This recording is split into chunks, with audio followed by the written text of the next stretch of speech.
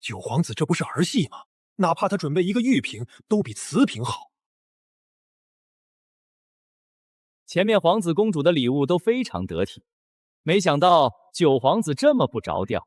哼，他整日与苏恒那败家子接触，早就被带坏了。曾经九皇子那么谦逊有礼，自从与那苏恒接触后，已经不再是以前的九皇子了。之前老夫颇为看重九皇子，就是因为他与苏恒接触，老夫才对他彻底失望的。九皇子不思进取，就是被苏恒所影响。没错，这苏恒当真祸害。妈的，都坐这么远了，屎盆子还能扣我头上，我口碑都已经差到这个地步了，啥都能怪到我头上。这些文臣当真可恶！大哥，你就让他们这么骂。今日咱们只看戏。之前李治找我，要想在千秋节大放异彩，我给他精心准备这一切。如果他性格还是这般懦弱，我会劝他放弃后面的节目。父皇何必动怒？依儿臣所看，九弟应该是被奸人所蒙蔽了。这就是口碑吗？不过他们没猜错，这香水还真是我搞出来的。哼，若真是奸人蒙蔽，那就代表着这小子蠢不自知。父皇，这凤仪天香虽不是儿臣亲手制作，不过却算得上是一件奇物。没想到他竟然敢在这种场面驳皇帝的面子，看来这李治比我想象中强不少。奇物？奇在哪儿？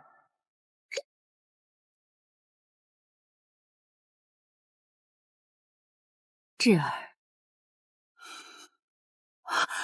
还真是牡丹香，就喷了这么一下，香气能弥漫如此远。母后，此凤仪天香瓶身暗含机关术，只需要按压就能喷洒出香水，而且香味能够持续4-5个时辰。不愧是99990朵牡丹花的精华，智儿有心了。陛下，你冤枉智儿了。是朕过于莽撞了。皇后素来喜爱牡丹，你能做出这般奇物，足以说明你的孝心。朕对你刮目相看。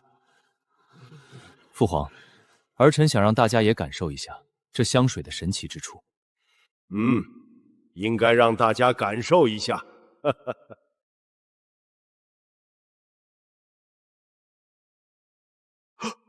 这香水当真是奇物啊！花香典雅，堪称绝品，而且还是娘娘最喜爱的牡丹香。九皇子这礼物简直绝了！老夫原本以为此物与香料一般，没想到竟然有如此浓郁的香气。路过即留香，实属神奇。此物比烟韵坊卖的香都要好闻。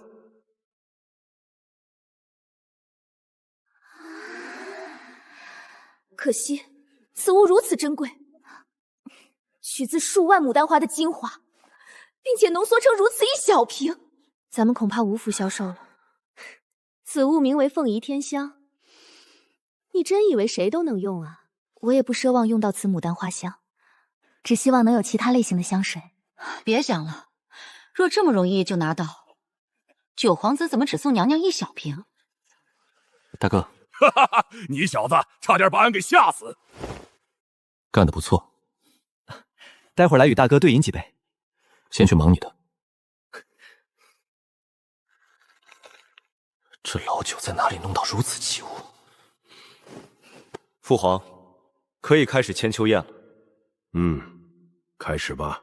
千秋宴开始。父皇，此次儿臣从各地邀请了名厨，准备了许多名菜，山珍佳肴，供诸位大臣们品鉴。太子有心了，朕很期待。哎，我早就疑惑这桌子中间为何有个洞，没想到是放炉子的。桌子中间放炭火倒是第一次见，这些肉和菜怎么全都是生的？这是怎么还有下水？千秋宴就让我们吃生食和下水？陛下，是家眷的宴席有问题，家眷那边全都是生食，而且还有下水。李治呢？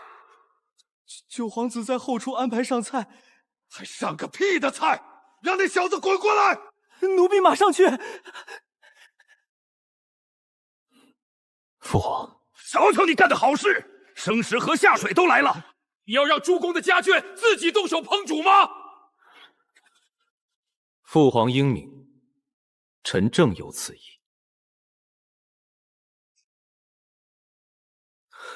混账！你这个混账！为何这般做？智儿虽然怂，但绝对不蠢。就算只准备简单的膳食，今日都能被嘉奖。他没必要弄出这种触怒圣颜的事。他的胆子没这么大。父皇母后莫急，请允许儿臣解释。入你娘的！事到如今还不认错，你还解释什么？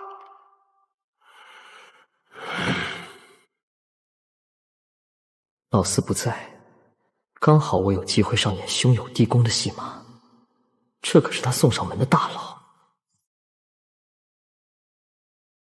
请父皇息怒，此次千秋宴是孩儿负责，是孩儿能力不足，无法两头兼顾，请父皇责罚。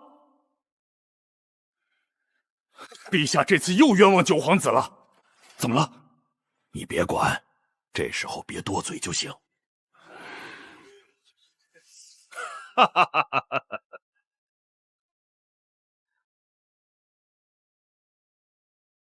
大哥，现在怎么办？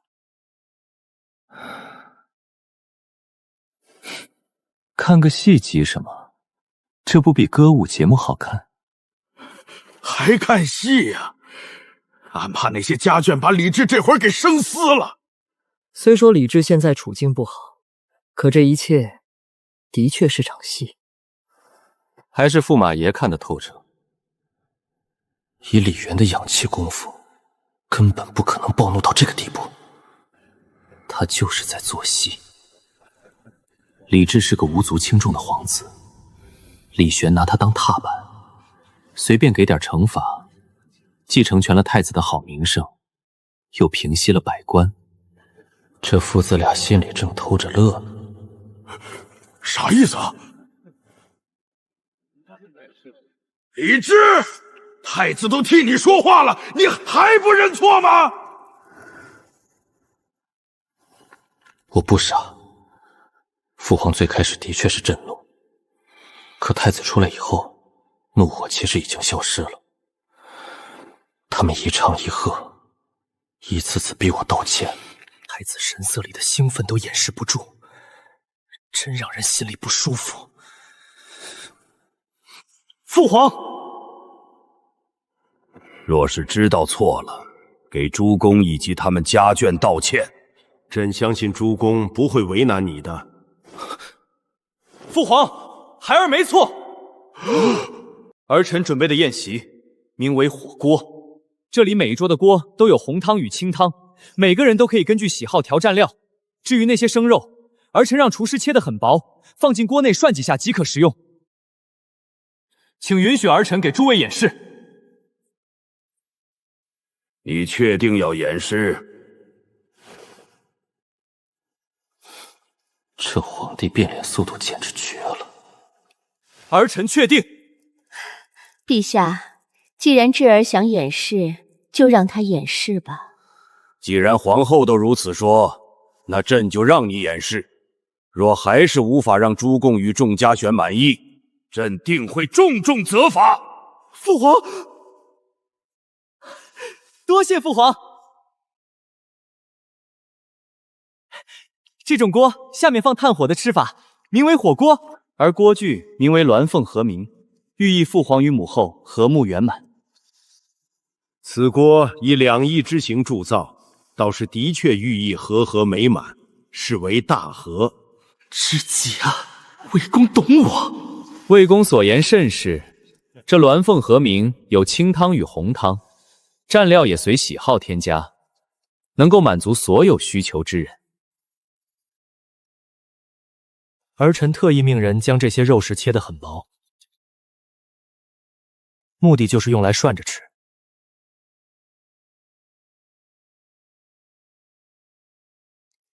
诸公，谁愿意尝试？本官倒是挺感兴趣的。房相竟然对此感兴趣，哈哈，臣看着挺新奇，而且经过刚才的煮制，如今香味弥漫广场，臣很想一试。那你就试吧。多谢陛下。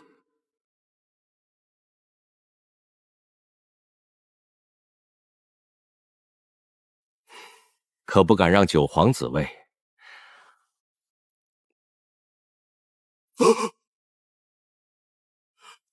老夫原本只是猎奇，未曾想这般食用，当真美味之极。这些也是涮着吃？没错，这牛肚放入锅中，7上8下即可。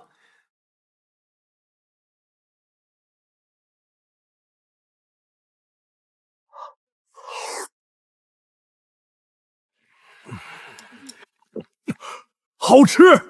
这牛肚又脆又弹，毫无下水的腥膻，而且比牛肉更能裹满汤汁，蘸料更是锦上添花，香！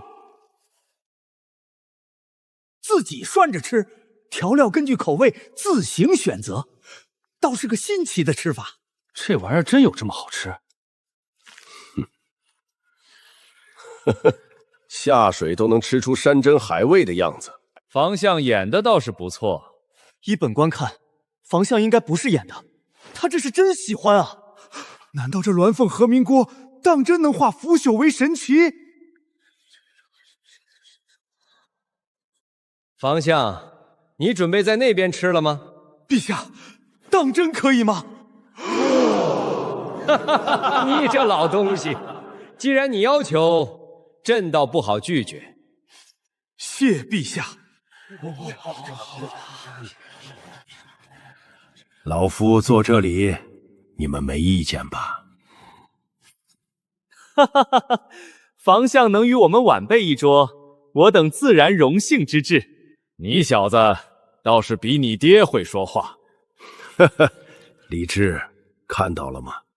连房相都对你的鸾凤和连锅赞不绝口。即便如此，你也不该在千秋宴上准备这些下水。父皇，这鸾凤和鸣锅最大的好处，便是想吃什么涮什么。儿臣只是觉得这下水涮着实在美味，想到万一有人喜爱下水，可以尝试此种新吃法。笑话！此等污秽之物，牲畜之内脏，如何能登大雅之堂？在座的都是皇亲国戚，都是高雅之人，有谁喜欢吃下水？只要没人敢说喜欢吃下水，今晚李治就至少有1个过错。我就喜欢。怎么了？我亲哥哥这般针对，苏恒大哥却敢在众目睽睽之下帮我说话。这里有你说话的份儿。怎么，我不算百官家劝？苏恒，你好生无礼，竟敢对太子不敬！你怎么出来了？哼，皇后娘娘圣德，千秋节大赦天下，难道还要你同意？没想到让这家伙跑出来了。不行，我得想办法再给他送进去。好了，李治做的也没错，他考虑很周全，此事就此作罢，时候不早，别耽搁了千秋宴。继续开宴吧。是，陛下。终于上菜了，快，都尝尝这个毛肚，保证好吃到让你们吞舌头。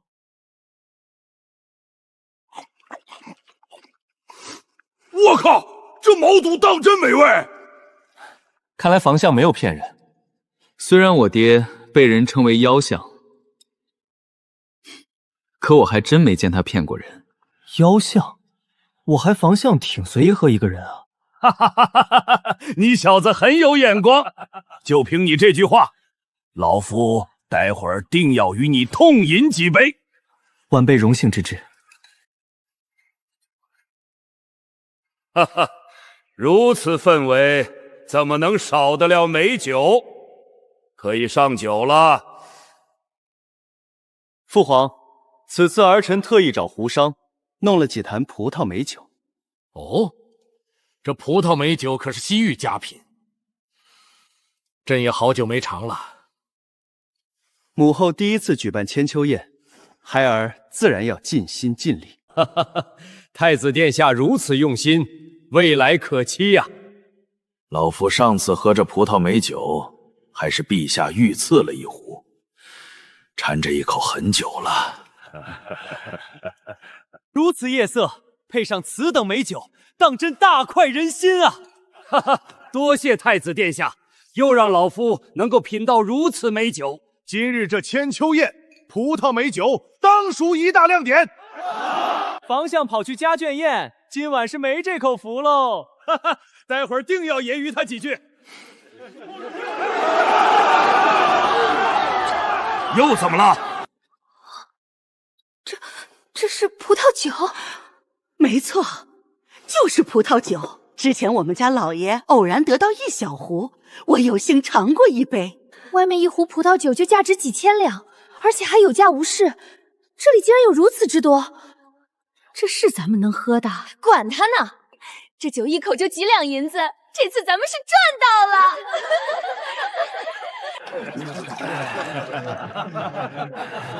了！房相，这玩意儿得用这个喝。啊，这是琉璃，晶莹剔透，毫无杂质，这可是价值连城的宝贝。陛下那里也有一对这种杯子，不过平日里都宝贝得紧。这叫玻璃杯，其实房常见多识广。此杯盏可是我派人寻访各地搜集来的宝贝，的确是件宝贝。这酒液配合此杯，倒是别有一番美韵。哈哈，还是房相懂行。这玩意儿除了长得漂亮，用着很不得劲儿，不喜欢。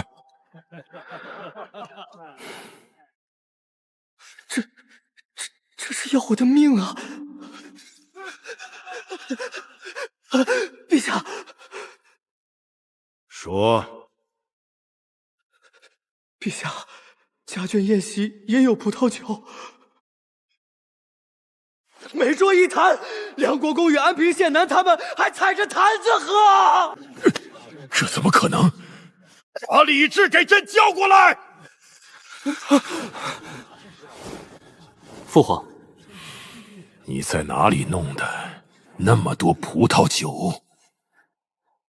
回父皇，此葡萄酒是儿臣自掏腰包在商行购买。你哪来的银子？商行又从何处得到这么多葡萄酒？臣与苏恒相交莫逆，他听闻儿臣负责千秋宴，需要酒水，就主动给臣推荐了这葡萄酒。你是说，这些葡萄酒是苏恒那小子弄出来的？没错。把苏汉给朕叫过来！参见陛下。朕听智儿说，家眷宴的葡萄酒是在你商行买的。没错。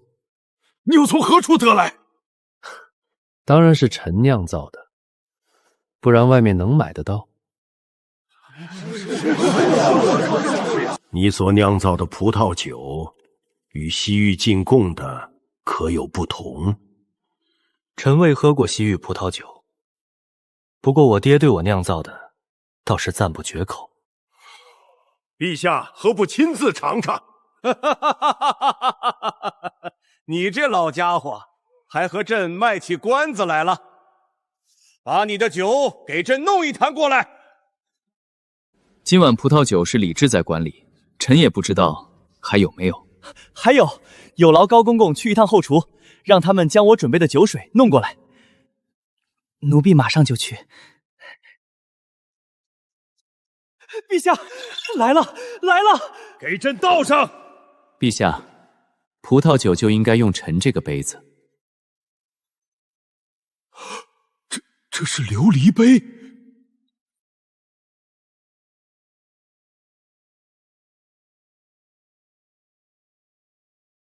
你这家伙，哈哈哈，难道苏恒和九皇子还能害朕？哈哈哈哈哈！奴婢只是例行公事。应该的。高玲玲也是防患于未然，出了事，别人也怪不到她头上。这琉璃杯也是你做的？陛下英明。此酒比西域进贡的品质更好，味道醇厚，回味悠长。我说苏恒，你小子不够意思，有此等美酒，竟然藏着掖着。今日宴席是李治在负责，苏国公，后厨应该还有。老天爷，又要跑！奴婢立刻去拿。哈哈，多谢九皇子。陛下，若是没事，臣就告退了。去吧，让房相少喝点儿，待会儿朕找他还有事。辛苦了，高公公。不辛苦，应该的。安平县男这是要回去？没我的事了，我回去吃席，你们忙。小祖宗，真没你的事了吗？我这双腿真要跑废了。哈哈哈，俺馋这一口很久了，没想到今日能喝个爽。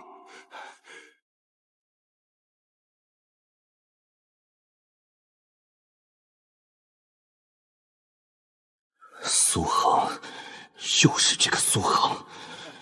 我费尽心思弄的酒，他们竟敢在那边畅饮。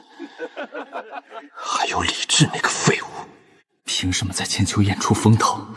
他应该主动犯错成全我才对。快看，四皇子出来了！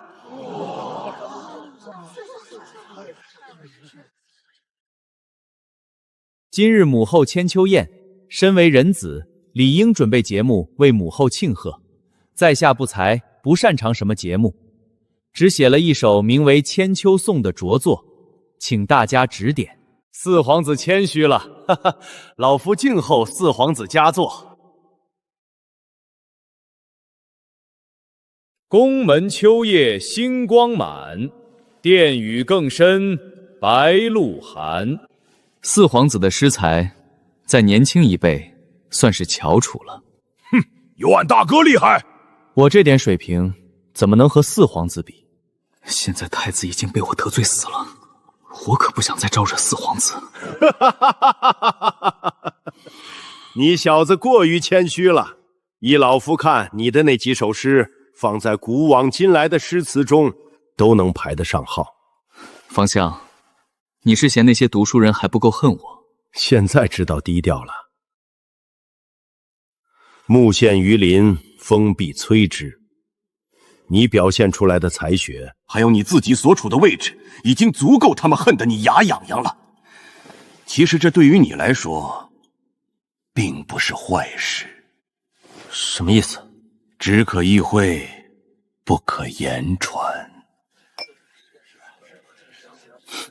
我这辈子最恨两种人，一种是话说一半，另一种呢？你知道我这辈子最喜欢哪种人吗？哪种人？魏征。巧了，我也喜欢。哼，你也喜欢他？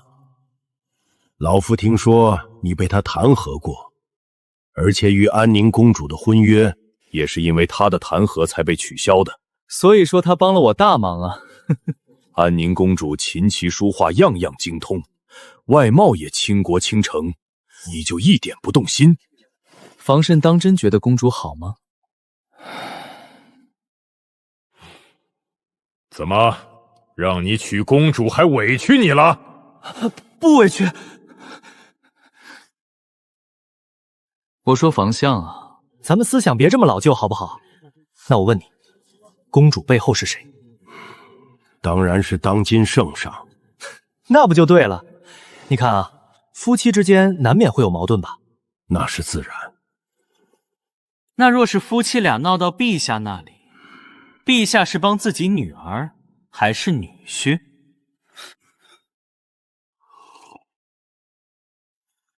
女儿，这驸马的位子活着真憋屈。能娶上公主是你的福分，少给我露出这种表情。知道了，父亲。福分，这叫火坑。什么狗屁公主，狗都不娶。你小子懂什么？此话还是少说为妙，小心让人抓住画柄。我又不在乎，我苏家世代忠良，陛下又是明君，还能因为几句话砍我脑袋？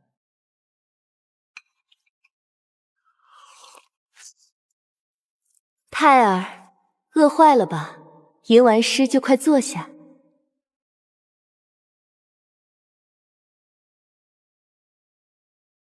此诗文笔质朴，却又巧妙地称赞了皇后娘娘的贤德，宛若陈年佳酿一般，值得细细品味。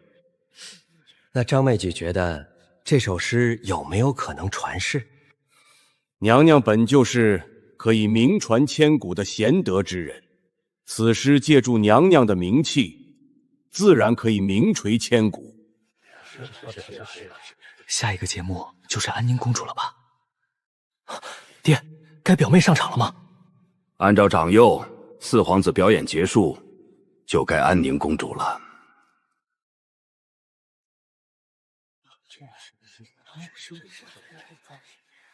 传言安宁公主才貌双绝，今日终于有幸一见了。若是能成为她的驸马，定会一飞冲天。别想了，除了上官公子，还有谁配得上？那苏恒简直愚蠢至极，陛下亲赐的婚约他居然退了。这种人和傻子有什么区别？他们好像在议论你。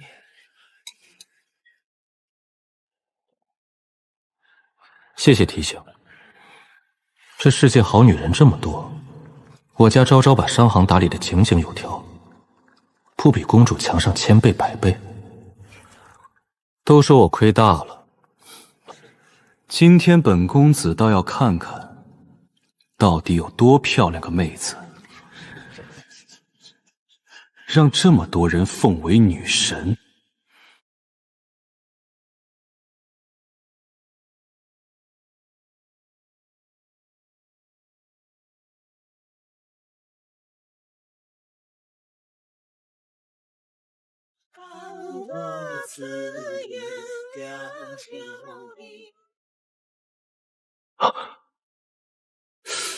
这可是价值千金的琉璃杯啊！坏了，我他妈撩妹撩到个公主！这安宁公主不就是那个昭昭吗？那个和我一起做生意的昭昭，我他妈之前是在撩自己未婚妻！大哥，怎么了？没事，我想静静。静静是谁？静静是个大美女，大哥日后介绍给你。俺才不要女人！女人会扭耳朵，就像俺娘整天扭俺爹耳朵，俺才不要被扭耳朵！陈霸天夫妇怎么也没想到，家庭暴力给孩子造成了这么大面积的心理阴影。好，不要女人。怎么自己撩了这么久的女人是个公主？自己还在她面前嚷嚷过公主狗都不娶。早知道不乱撩了，等小蝶长大，或者让老爹物色几个多好。怎么，后悔了？后悔了。早知今日，何必当初？是啊，就凭房相这句话，就应该敬你一杯。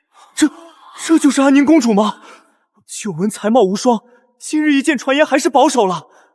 安宁公主太漂亮了，难怪上官公子会对她如此痴心。哼，一群不知天高地厚的小子！表妹肯定是在找我，表妹。你醉了。房相何必在意醉不醉？对酒当歌，人生几何？出口成章，简直恐怖如斯。若这都叫不学无术，天下读书人恐怕全都成酒囊饭袋了。快来母后这边坐下。诸公随意即可。如此盛会也不好过于聒噪。这样吧，今日不玩行酒令，就设立一个主题，咱们只吟诗助兴，不玩鼓盘和抛打，如何？既然大家都没意见，那今日就以这酒与宴为题，先以诗来助兴，再以词定胜负，如何？哈哈，那只能请张继久当这个令官，否则我等没有半分胜算。那就老夫来当此令官。今日人多，不如分发纸笔，一炷香时间为限，再搜集起来，复评选出最佳的10首。奴婢立刻去安排。昭昭，今日你的表演简直惊艳全场，无数青年才俊都为你欢呼。哈哈，也不看看是谁的女儿。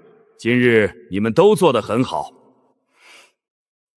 昭昭若是有看上的，可以随时与父皇说，父皇给你做主。父皇，今日这般开心的时候，能不能不说这个？男大当婚，女大当嫁，父皇让你自己选，你还不高兴？真要我自己选？机不可失，你不表达心意，朕如何知晓？我喜欢苏恒。哈哈哈哈！既然如此，朕就再给你和苏恒一个机会，就看那小子能不能把握住了。两人已经退婚，朕强行赐婚会遭非议。借这次斗诗，承诺给魁首一个条件：苏恒若能夺魁重提婚事，便名正言顺了。父亲，孩儿想试试。你也老大不小了，这种事情还用问为父？你不参加？为什么要参加？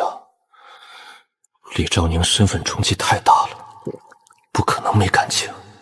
可她公主的身份实在让人望而却步。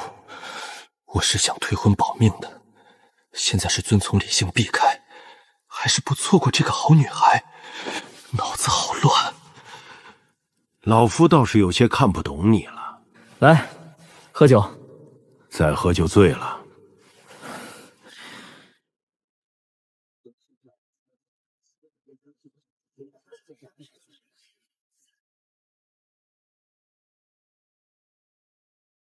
为了保证公平，请诸位大儒与老夫一同选择，如何？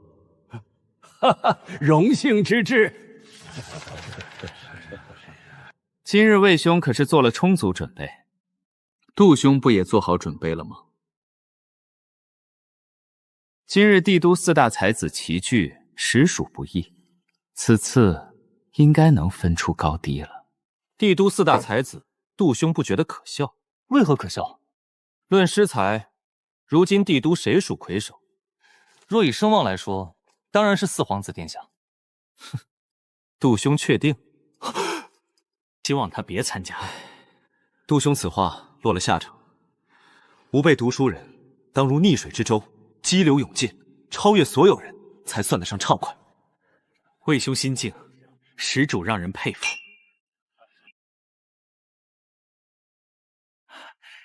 太子殿下，咱们兄弟之间，何时变得如此生疏？你连大哥都不肯叫。太子殿下乃储君，若臣这个胞弟不带头尊敬，恐会落人闲话。臣也要给这些弟弟妹妹做好榜样，不是？太子哥哥，今晚大家这么开心，你都不来与我们聊天？怎么没见驸马？听说跑去苏回那一桌喝酒去了。今日母后千秋节，等回去再收拾他。你呀，总是这么娇蛮。前10名已经出了，接下来老夫公布前10名的作品。提前预告一下，此次出了一首品质绝佳。连老夫几人都赞不绝口的诗。第10名，《醉月吟》，梁萧起头的一首诗，不知是何人所写？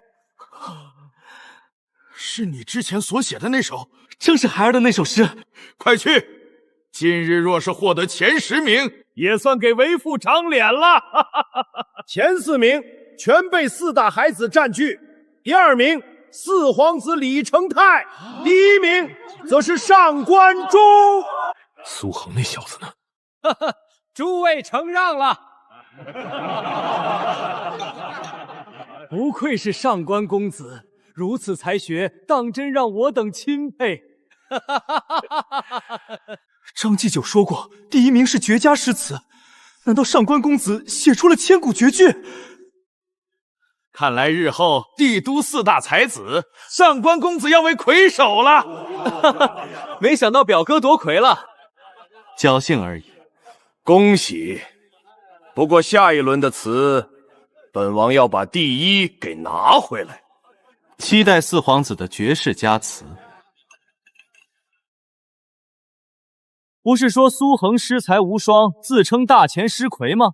怎么连前10都没进？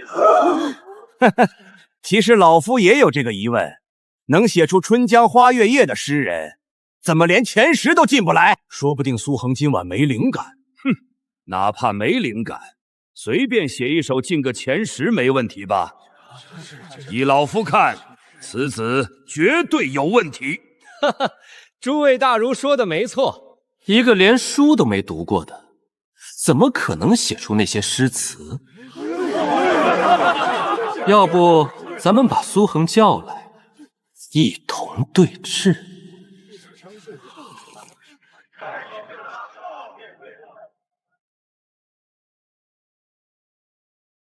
陛下，我等想请安县男来此。不就是一次比赛吗？还对峙？诸位大儒是否有些小题大做？此事关乎大前文坛，如何是小事？区区一首诗而已，还上升到文坛了？恕你娘的！你们这些人平日里满口仁义道德，现在联合起来欺负一个小辈，不觉得羞耻吗？有本事和老子打一架！苏国公这般气急败坏，是在心虚吗？老子心虚你老母！好了，平日里在朝堂吵也就算了，在千秋宴上也吵架，成何体统？去把苏恒那小子给朕叫过来，把房相那老家伙一同叫回来。一把年纪了，还这么没规矩，哼！跑小辈那一桌像什么话？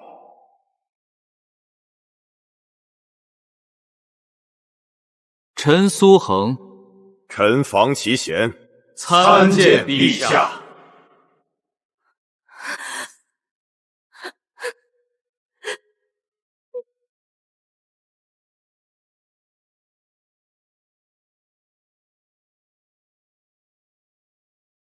苏恒，诸位大儒质疑你写诗的能力，你自己解释一下吧。质疑臣写诗什么能力？薛家公子和诸位大儒觉得你浪得虚名，连前10都没进去，找你来对峙。刚放出来就作妖，也是闲的蛋。我只是没参加啊。哼，真以为没有署名就可以否认了？看来在刑部大牢关了几天，你脑子也关傻了。苏恒的确没有参加，这一点老夫可以作证。怎么可能？如果他真有诗才，绝不可能忍住。之所以不参加，绝对是因为他已经没有可以写的诗。若你有真才实学，这次为何不写诗？我为什么要写诗？难道必须写？哼！今日皇后娘娘千秋节，你就不想写首诗为她祝贺？你是不是傻？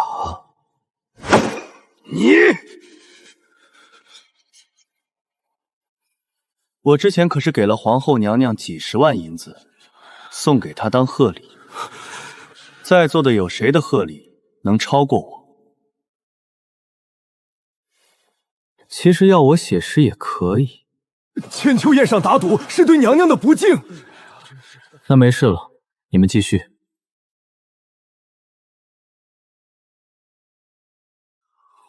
这样吧，朕来做主。此次若是你能拿到诗词的第1名，朕就答应你一件事。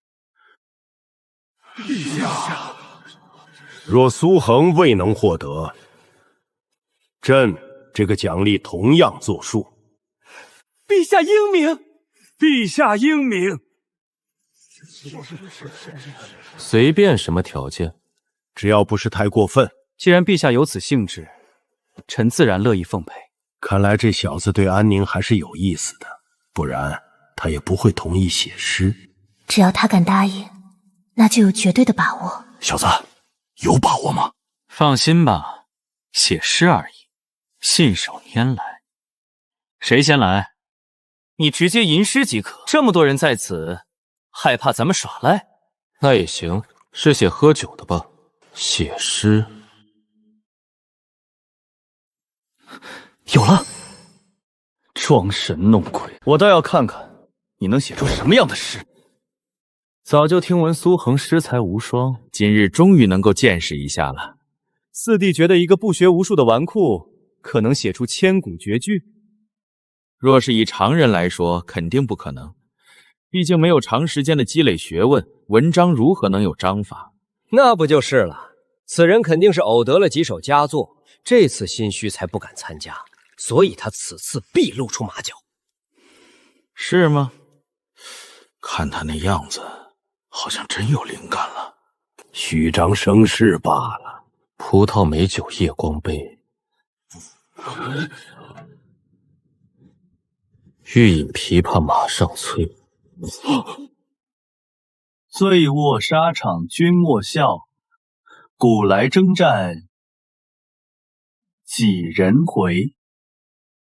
好，说得好！醉卧沙场君莫笑，古来征战几人回。君莫笑，俺看谁敢笑话！不愧是老苏的儿子，这首诗说出吾辈心声啊！古来征战几人回，我大前儿郎浴血奋战，保家卫国，终于有一首诗属于他们了。大前儿郎保家卫国，马革裹尸，才守护住这一方疆土。今天，终于有人替我们写了一首诗。我以前写的那些诗词，在这首诗面前，全都淡了。醉卧沙场君莫笑，古来征战几人回。好诗，又是一首千古绝句，怎么可能？不可能！老夫研习文章几十年，到头来竟不如一个至字。好诗啊！这首诗若是流传开来，绝对能让大前的将士们受到许多人的尊重。他又写出一首千古绝句，可自始至终，他都没看过我。你们惹这小子干嘛？薛公子觉得我这首诗如何？哼，看来你水平也不行。张继久来说说此诗如何？我都没想和你们玩，你们非要来找茬。我脑子里那么多千古绝句，随便来几首就能把你们压下去。可流传千古的佳作，张继久不点评一二？此诗前后呼应，特别是醉卧沙场4个字，何其狂放！但最后的几人回又何其的悲壮。以笑絮之语道尽白骨如山，以酒气蒸腾演出血海腥风，此乃泣血之狂欢。张继久的才学，在下佩服。张继久对此诗的点评，老夫十分认可。此诗一出，边塞诗可封笔矣。那留给你们的题材不多了。黄了！纵使你诗才无双，这般嚣张，又如何对得起圣人之学？没错，读书人讲究谦逊有礼。你这般狂妄自大，枉为读书人，有点本事就不知天高地厚，不懂得山外有山的道理，你未来注定要栽跟头。别胡说，我不是读书人，我只是一个商人。之前你们还说我不学无术，现在想和我攀关系？谁与你攀关系？信口雌黄！接下来你们是要继续念诗吗？那我这首能拿第一吧？当然，此次饮酒诗的魁首非此诗不可。如果我拿了第1名，后面名次是不是会顺延？又是这个苏杭，原本今晚最耀眼的人应该是我，现在第一被他抢了，婚约的机会也被他抢了。别耽搁时间了，谁要念诗就搞快点，我准备作词了。而且我劝你们写完词就赶紧念，不然待会儿你们又不敢了。苏杭，你太狂妄了！那又如何？你这个第2名有什么资格对第1名指手画脚？你们到底念不念？哼，既然你想第1个，那就让你先来。我倒要看看你又能写出什么惊世之词。哼，就让安平县男先来吧。既然如此，你们就给我听好了，什么才叫千古绝唱？怎么感觉这小子身上的气势都变了？君不见黄河之水天上来，放肆！奔流到海不复回。君不见高堂明镜悲白发，朝如青丝暮成雪。此句切入人心之痛，虽狂放，但是实情。青丝白发，意象对比之强烈，触目惊心。人生得意须尽欢，莫使金樽空对月。天生我材必有用，千金散尽还复来。这苏杭当真是不学无术的败家损，感觉他好潇洒，像话本里的才子一般。此子有大才，房少看人的眼光果然毒辣。大哥不愧是大哥，简直太耀眼了。烹羊宰牛且为乐，会须一饮300杯。梁国公、郑国公将进酒，杯莫停。此生若有此高光时刻，死而无憾。你我2人今日好运，竟然能被如此惊世佳作记下。与君歌一曲，请君为我倾耳听。钟鼓馔玉不足贵，但愿长醉不愿醒。古来圣贤皆寂寞，唯有饮者留其名。臭小子，这不仅有经世之才，也有抨击世俗的勇气。最重要的是，苏家满门忠烈。五花马，千金裘，呼儿将出换美酒，与尔同销万古愁。老夫读书数10载，又有何用啊？怎么可能？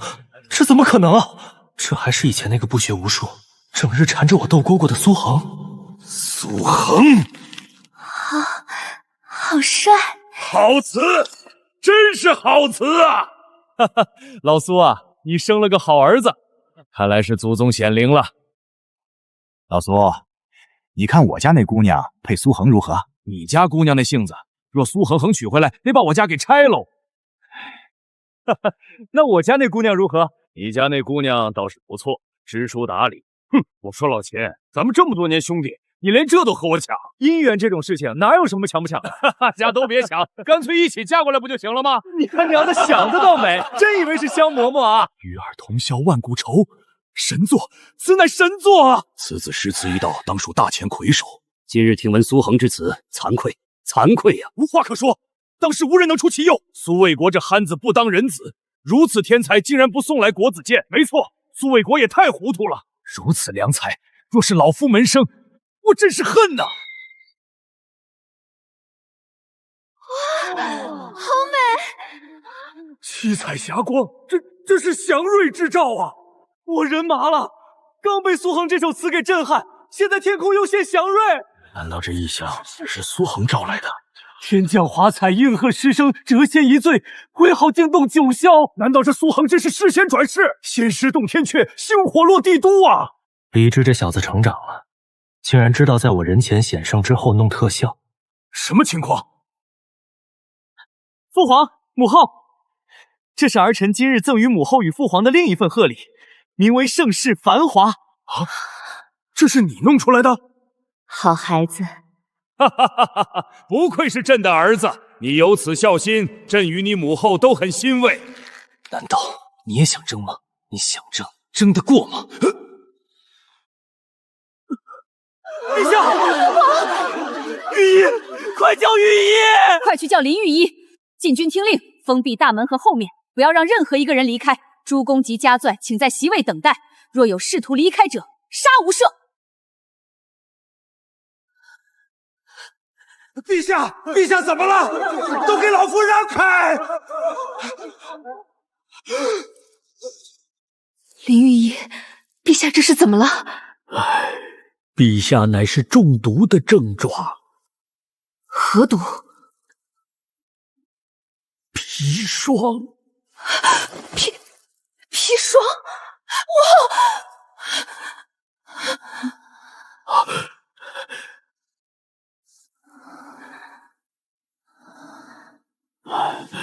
娘娘只是情绪波动太大，并无大碍。昭昭，你照顾好母后，这里的事情交给我即可。砒霜，林御医，你医术高超，能否给父皇解毒？毒药入口，老夫也无能为力。上官大人，注意四皇子上派的那几个大臣，武将那边不用管。哼，只要娘娘醒过来，他们会听娘娘的话。怎么会中毒呢？老秦，现在怎么办？等待陛下的情况，听从娘娘吩咐。李玄若死，李承浩继位，我和苏家都不会好过。砒霜致命，但需要消化吸收。李玄没察觉异味，说明毒性不深，及时救治还有机会。来人，把九皇子和苏恒抓起来！太子哥哥，你为何抓我？太子哥哥，太子殿下，这是为何？父皇今日宴席所有酒食全都与所有人相同，唯一与他人不同的就是李治的葡萄酒。孤怀疑就是这二人下毒。太子殿下，我苏家满门忠烈，如何这般侮辱？是不是污蔑？等刑部审查之后，自然水落石出。先将两人关押起来。不是我从未害过父皇。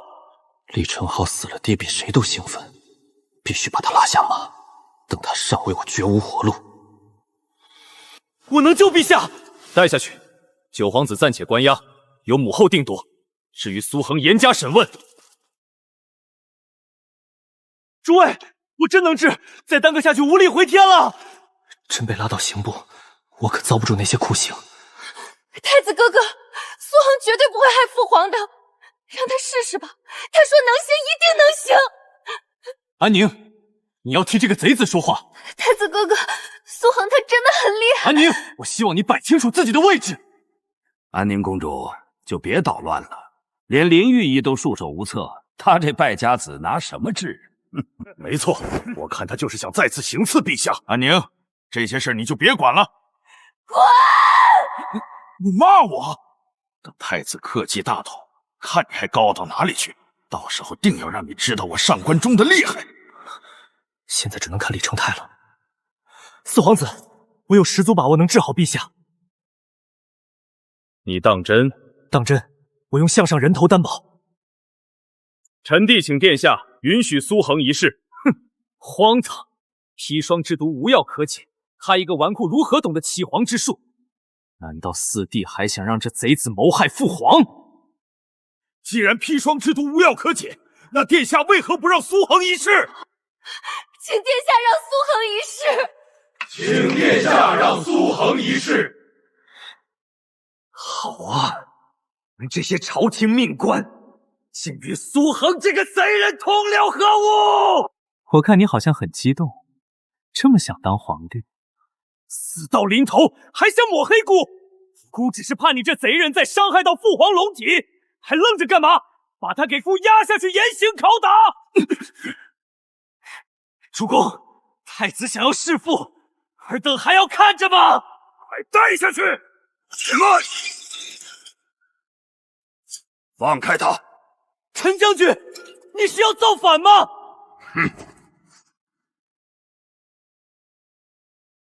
哼！俺与陛下出生入死之时，你小子还在玩泥巴。尔等身为禁军，职责是护卫陛下周全。现在尔等却在阻拦苏恒救助陛下，是想造反吗？这禁军虎符竟然在他手中！陛下把此符给了陈霸天，我看陈将军不把我这个太子放在眼里，才是在造反。哼，什么狗屁太子！俺眼中只有陛下，哪怕有一线生机，俺都要试试。愣着干什么？快去治疗，一定要把陛下治好！你，尔等身为大前朝臣，竟敢公然违抗孤的命令！俺们只听陛下的。你想发号施令，等你坐上那个位置，俺自会遵命。真以为苏恒能解砒霜之毒？哼！若父皇有什么三长两短，尔等皆是谋逆之罪。苏恒，你有几成把握？现在还有7、8成，若再耽搁下去，恐怕就难了。那还等什么？赶快救治！要不要老夫搭把手？快，帮我准备盐水、带嘴的水壶、百草疮，还有羽毛。安平县男，你要的东西来了。奴婢不知道放多少盐，所以直接打来了水，又拿来精盐。安平县男，您若是救活陛下，奴婢就算为奴为马都要孝敬您。你还是留着力气孝敬陛下吧。老高啊，这话是能说的吗？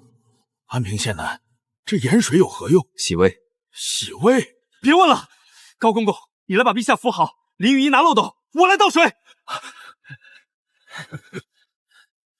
将陛下嘴搬开，我要用漏斗灌盐水进去。这能行吗？苏恒、林雨衣，你们这是在侮辱龙体，这是诛九族的大罪！安平县男，别管，照我说的做。扶住，我来倒盐水，待会儿陛下可能会挣扎，高公公一定要给他控制住。安平县男，我九族的命可交你手中了。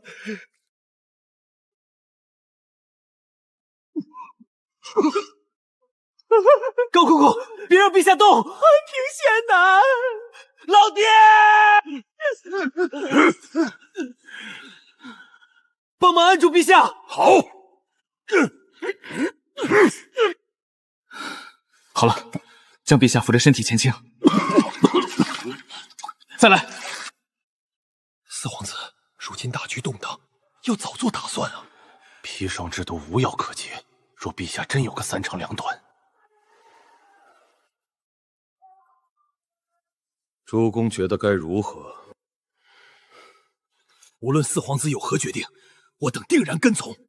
没错，咱们不能坐以待毙。四皇子可以效仿当年的陛下，可是本王师出无名。怎么师出无名？太子德行有亏，勾结上官无极、千秋宴下毒弑父，四皇子清君侧，靖国难，带人平息叛乱。太子负责千秋宴，又阻拦旧制，这个名头够了。现在武将都站在太子对立面，正是最佳时机。四皇子机不可失啊！再等等。殿下这是下了一步坏棋啊！殿下尚且年幼，看不懂局势很正常，这些交给我等即可。现在怎么办？咱们才是正统。等娘娘醒过来，一切都将成定局。就怕有异变发生。哼哼，那不是正好？若太顺利，怎么显得咱们的功劳？你只要知道，有娘娘在，李威他们必定会听娘娘的安排。而太子是陛下钦定，也是娘娘的嫡长子，若有异变，只是在帮咱们的忙罢了。还是上官大人想得透彻。鸡蛋清、牛奶之类的，这些当真能解砒霜之毒？砒霜之毒无药可解，朕这次难道真要死了？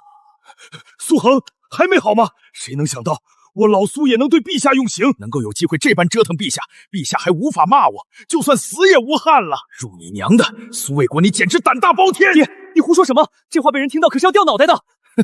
早晚都要掉脑袋。这次你违抗太子，强行治疗陛下，就应该想到这一点。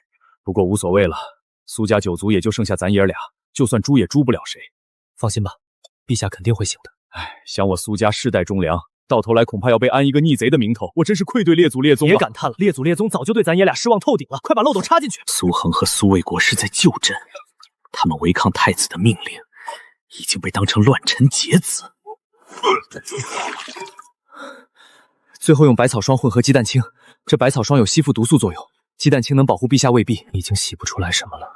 做完这些，咱们就听天由命吧。百草霜那是草木灰，这玩意儿混合着鸡蛋液也往朕嘴里灌，陛下脉象竟真平稳下来了，朕还有救。再来点百草霜，朕还能喝。林御医，你确定？确定。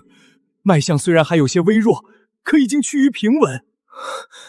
那就好。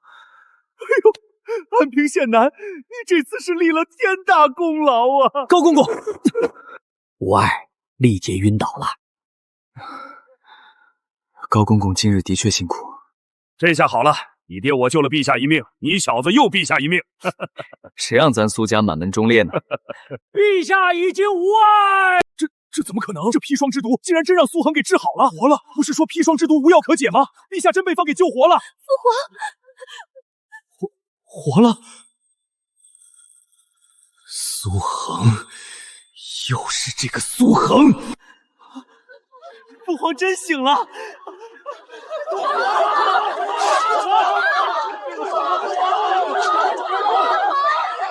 全都不许过来！苏恒，你这是什么意思？姑乃父皇长子，如今他生死未卜，你凭什么不让姑看望父皇？陈伯父，看好太子殿下，我怀疑他给陛下下毒，别让他与任何人接触。苏恒，你这是诬陷！诬陷太子，你该当何罪？是不是诬陷？等陛下醒过来自会定夺。现在就请太子殿下安静点。等父皇醒过来，姑定要弹劾你。哼，随便。我和李治的嫌疑洗清了，接下来就看你这个太子怎么甩掉这口锅。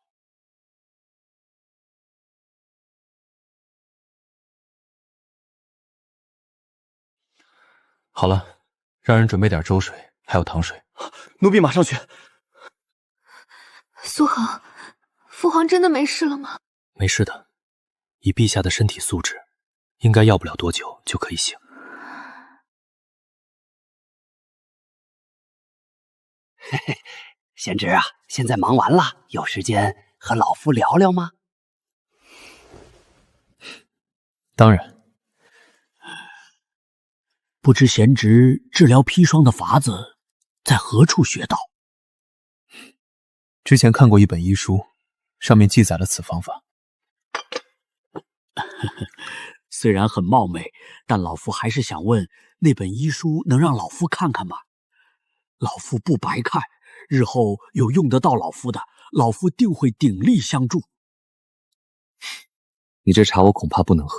那这样，你要多少银子才肯让老夫看一眼医书？也不是钱的问题，是那本医书已经被我遗失。上面可还记有其他病症的治疗方法？倒是不少。你可都有记住？当然。那就好。哎，林御医，你这是干嘛？师傅在上，请受徒儿一拜。乱套了！我爹知道非揍我不可。老夫行医数十年，各种医书都读了个遍。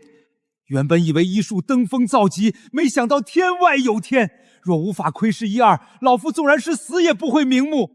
日后咱们各论各的，老夫叫你师傅。算了吧，师伯真想学，我教还不行吗？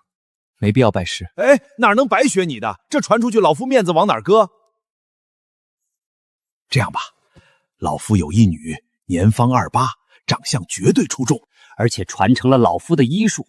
虽说目前只是上药局的司医，可是有老夫这个凤玉在，他将来肯定有前途。贤侄也到婚配年龄，要不就将他许配给你，你看如何？我看就算了吧，我觉得姻缘还是掌握在自己手中好一些。苏恒说的对，姻缘要掌握在自己手中。林御医拿自己女儿谋利，不觉得羞耻吗？师伯，医术我会教，而且我不要什么报酬，你可以随时来问我。那就多谢贤侄了。入你娘的林老鬼，活这么大岁数了，能不能要点脸？陛下，您醒了。陛下呀，您不知道臣有多担心您。听到您砒霜中毒，臣心如刀割，恨自己无法为陛下受苦。怎么李玄身边没几个正常人？父皇，太好了，父皇终于醒了。别哭，父皇没事了。皇后娘娘急火攻心，昏迷过去了。难为她了。陛下，你小子，这次多亏你小子了，真是欠了你们父子俩一人一条命。陛下这就见外了。臣虽没在朝堂为官，可深受皇恩福泽，自然要为陛下肝脑涂度。而且陛下真龙天子，百毒不侵，鸿福齐天，区区砒霜之毒，就算没有臣，也能凭借自身气运就能轻松镇压。严格来说，臣顶多算是在旁边摇旗呐喊。吾辈楷模，没个正形。好了，你小子怎么也是将军之后，怎么竟学了一身商贾的阿谀奉承？臣本就是商贾。百官如何了？全靠娘娘申清才及时做出反应。陛下中毒之后，娘娘封锁了所有出入口，禁止人员出入。如今百官还在外面候着。下毒之人查出来了吗？这个臣就不知道了。陛下，你终于醒了！你不知道奴婢有多担心。听到陛下砒霜中毒，奴婢心如刀割，恨自己无法为陛下受苦。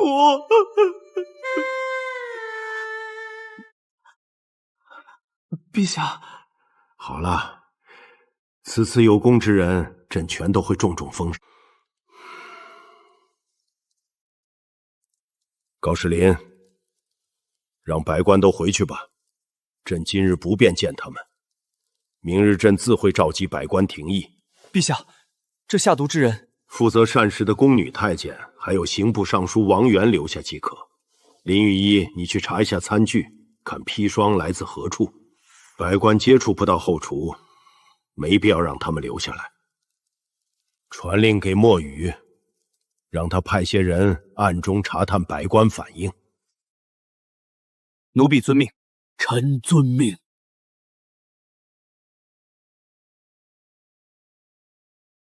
苏恒，现在能喂父皇吃吗？吃点吧，陛下下胃部食物全都吐出来了，现在稍微补充一些营养有好处。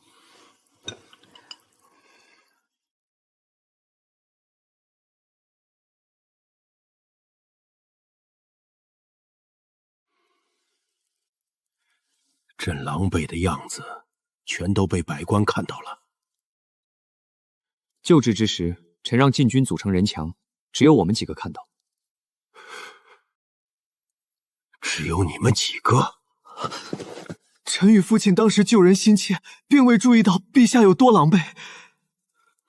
猪，你把朕当成什么人了？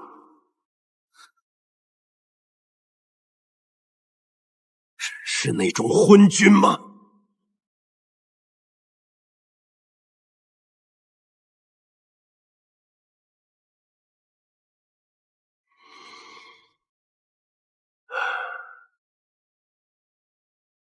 朕只是觉得你小子心思比想象中细腻。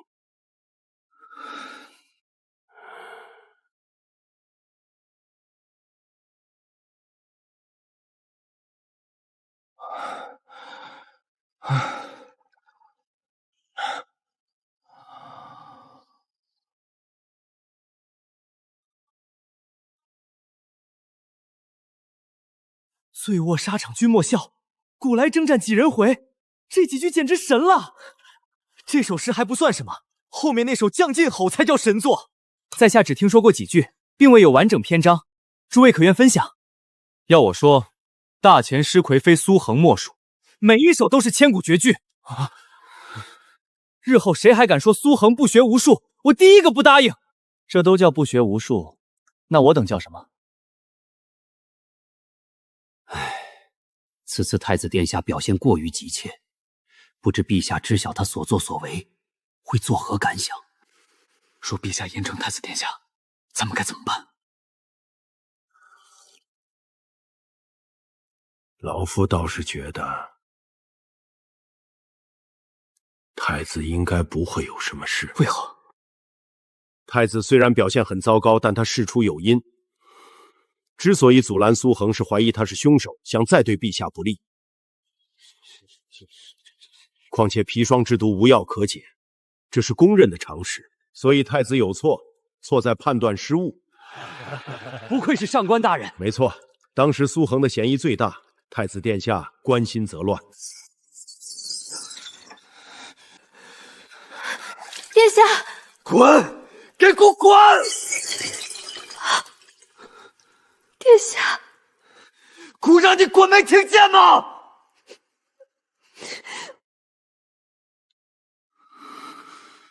父皇醒了，却没有第一时间召见我。所有皇子公主都去了，连李治都去了，唯独没叫我。父皇，这是不想认我这个儿子了吗？可否让剑奴为殿下弹奏一曲，安抚殿下内心的烦躁？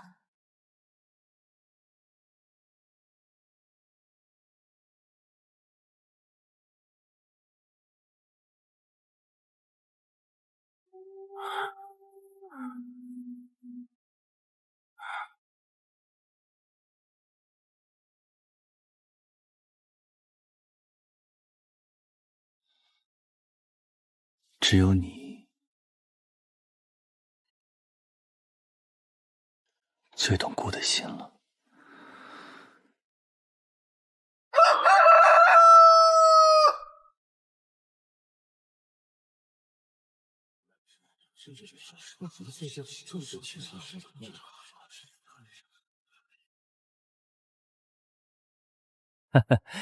安平县男来了。安平县男昨日壮举，当真让老夫刮目相看。哼，英雄出少年啊！是啊，苏家出了个麒麟子啊！苏恒，你来了。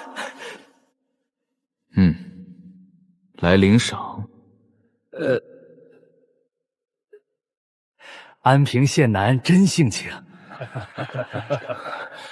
昨日多谢大哥了，大哥救了父皇，就是我李治的恩人。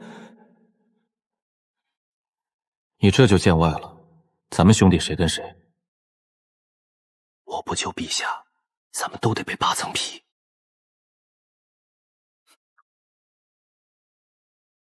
好好想想吧。李承浩已经对我起了杀心，想安稳过日子，要么自己坐上去，要么扶一个信得过的人坐上去。李承泰太深，李治还没这个心，就看这次之后他怎么想了。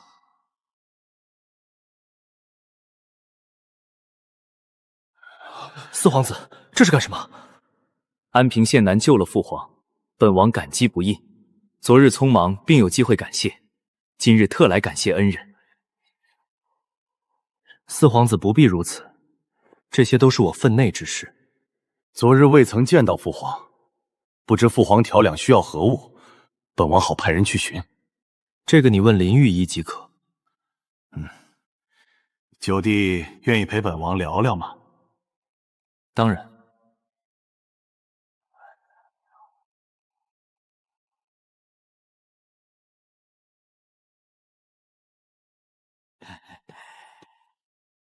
安平县男，老夫昨晚与你说的事，考虑的如何了？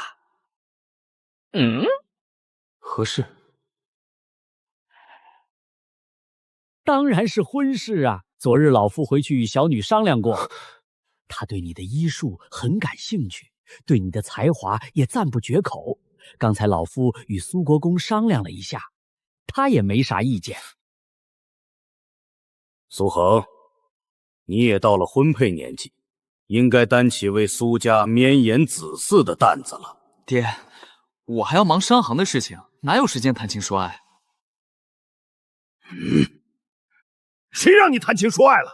先娶进门，再慢慢接触也行嘛。林家女儿老夫是知道的，大家闺秀，又有一手好医术，配你完全没问题。老爹，你就别给我找麻烦了。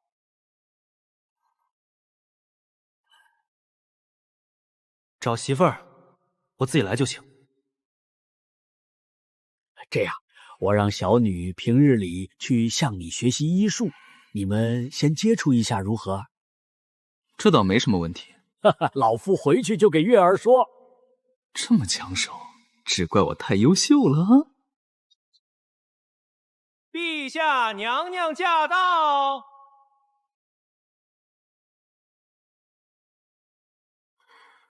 昭昭，坐你母后旁边。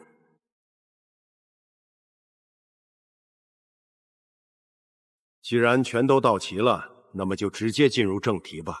王源、林御医，现场查得如何了？臣查了所有食材器皿，全都没问题。现场陛下用过的器皿也全都未找到残余的砒霜毒素。臣派人清点了陛下用过的餐具，发现少了一个酒杯，臣怀疑就是这酒杯中的毒。酒杯？而且臣在库房的箱子内搜查到一个宫女的尸体，正是当时伺候陛下的宫女希文。死了。让臣费解的点是，宫女并不是自尽，而是被人所杀害。而且根据林御医查验，死亡时间在宴会之前。你确定那宫女在千秋宴之前就死了？臣确定。可朕很明显记得，那宫女希文在宴会上出现过，所以臣怀疑宴会上的希文并不是她本人。还有这种操作？朕记得希文是当年灾荒逃难被我们买入王府，并未听她提起同胞姐妹吧？没有，她是家中独女，而且父亲已经亡故。臣妾为了让她安心伺候陛下，还特意派人帮她父亲下葬。那就奇怪了。此事继续查下去，多方盘问，一定要查个水落石出。臣遵命。朕听说昨日诸公见朕中毒，有人欢喜有人愁，是不是现在还有人在唏嘘朕这都没死？上官大人，你说呢？陛下洪福齐天，是为天命，乃我大乾之福，万民之福。薛大人呢？你也这般认为？陛下乃真龙在世，邪兽不侵。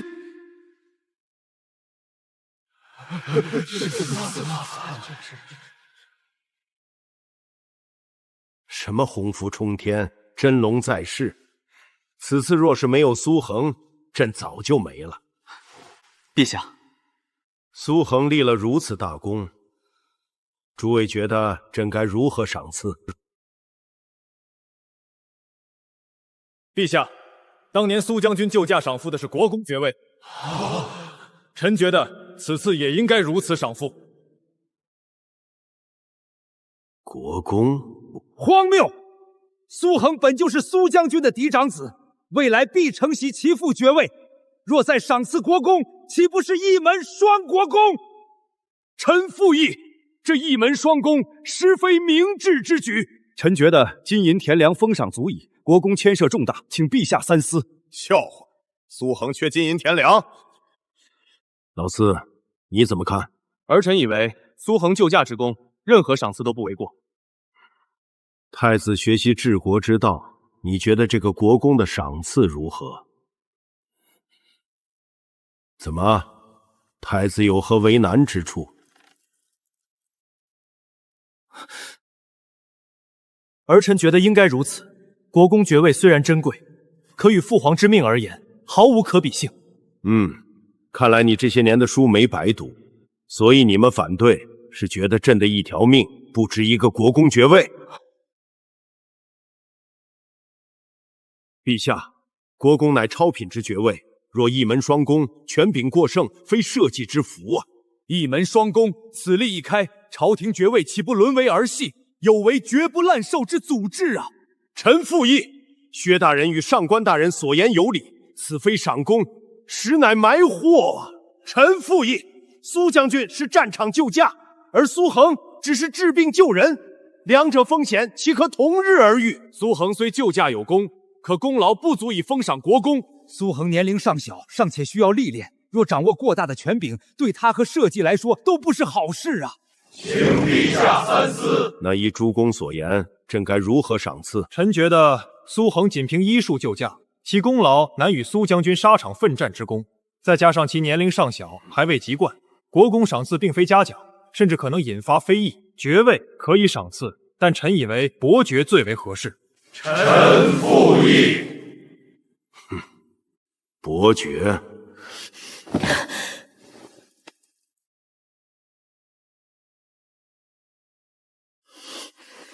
这不是欺负老实人吗？入你娘的薛敬德！这是人能说出来的话？臣弹劾陈将军殿前失仪。陈将军，注意素质。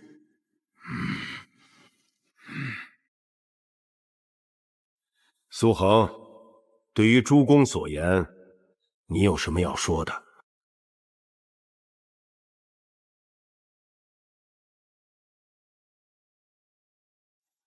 陛下，臣觉得诸公在开玩笑。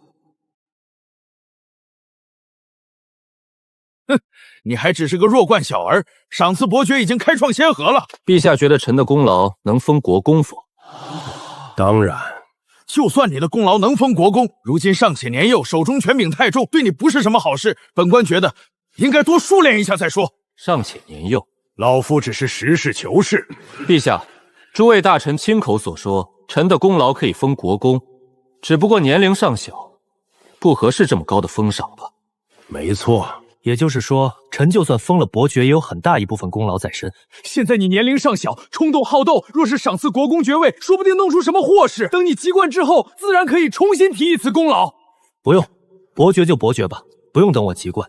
这个国公我不要了。救驾之功就赏赐区伯爵，传出去岂不是让天下人嘲笑朕？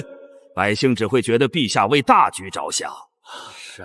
不愧是苏将军之子，心怀大义。封伯爵我接受，但剩下的功劳我也要。你还想要什么赏赐？不用赏赐。不用赏赐？安平县南有何事？还能有何事？入你娘！苏恒，你干什么？这小子，你们几个愣着干嘛？快去把他给拉住！好嘞，庶子，你竟敢在甘露殿殴打朝廷命官！不打你这功劳如何抵消？诸公觉得这种程度够不够抵消我的功劳？不够，我再继续。陛下，请为臣做主啊！苏恒身为国公之子，已经第2次藐视朝堂，这般目无王法之人，请陛下严惩。苏恒，你把朕这里当菜市场吗？怎可随意殴打朝廷命官？薛大人此言可有些不对了。怎么给我奖赏的时候就说我年龄尚小，弱冠小儿，冲动好斗？怎么到了惩罚的时候却不提这个？你这是巧言令色！陛下，苏恒已经是第2次在殿前失仪，若不严查，恐有损陛下威严。上官大人也要与我这个弱冠小儿计较？哼，狂妄之辈，理应受罚。行，陛下。臣这伯爵也不要了。你想干什么？还能干什么？你不是说我狂妄之辈吗？那本公子今天就狂妄给你看。老夫乃当朝宰相，你敢打老夫，罪无可恕。我救了陛下的命，打2个人算什么？陛下，你就任凭这混人在甘露殿胡来吗？陈霸天，让你们把这小子控制住。你小子打别人就算了，上官无极你也敢打？我只是吓唬吓唬他而已。好了，都给我回自己位置上去。苏恒救驾有功，可在殿前失仪，功过相抵，赏赐伯爵，且及冠后晋升侯爵，封号安平不变。薛大人可有异议？陛下英明，臣无异议。除了爵位，诸公觉得赏赐苏恒什么官职为好？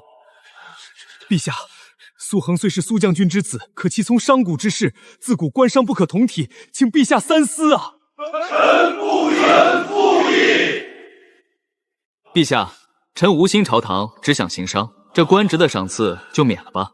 若陛下真想赏赐，给臣多赏一些良田矿产即可。你这小子，那行，你想要何处田产和矿产，皆可与朕说。既然你一心想行商，那朕就再赐你官盐专营特权。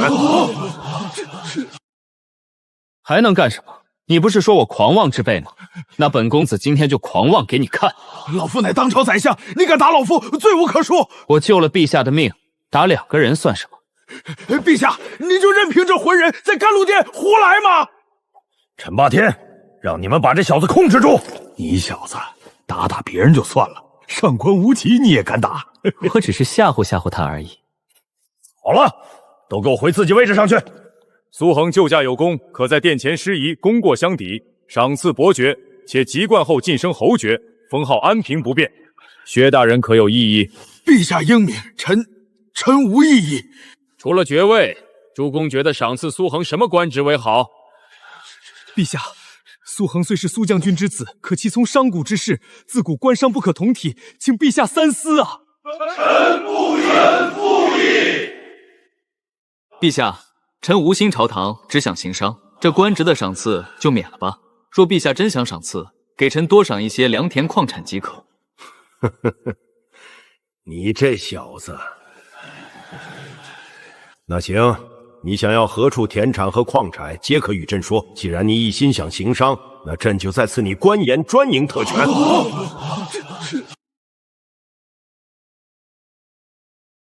多谢陛下。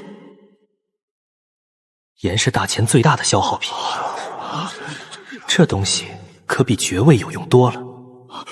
陛下，是不是朕每一个决定都会有人来反对？臣不敢。诸公可有异议？既然都无异议，那此事就这么定了。多谢陛下，陛下万岁！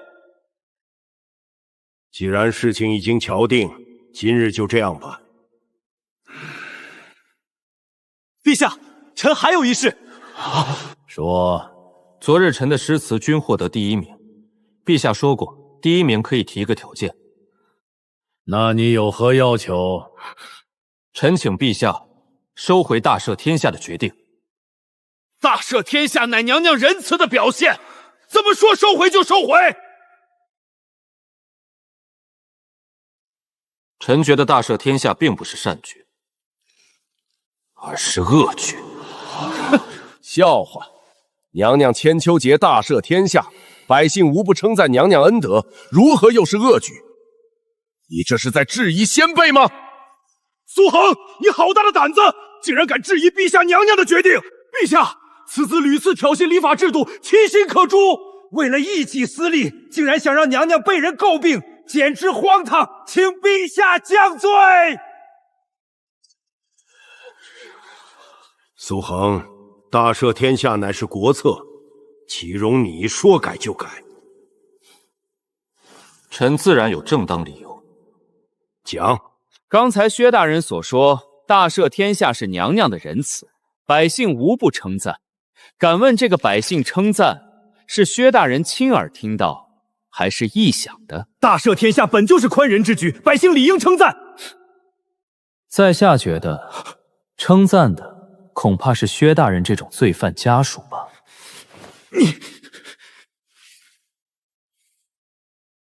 那些入狱的罪犯，本就是罪有应得之部，朝廷用了大量人力将其抓获，如今却因为大赦天下被释放。臣斗胆一问，此举对于那些被人欺凌杀害的受害者而言，是善是恶？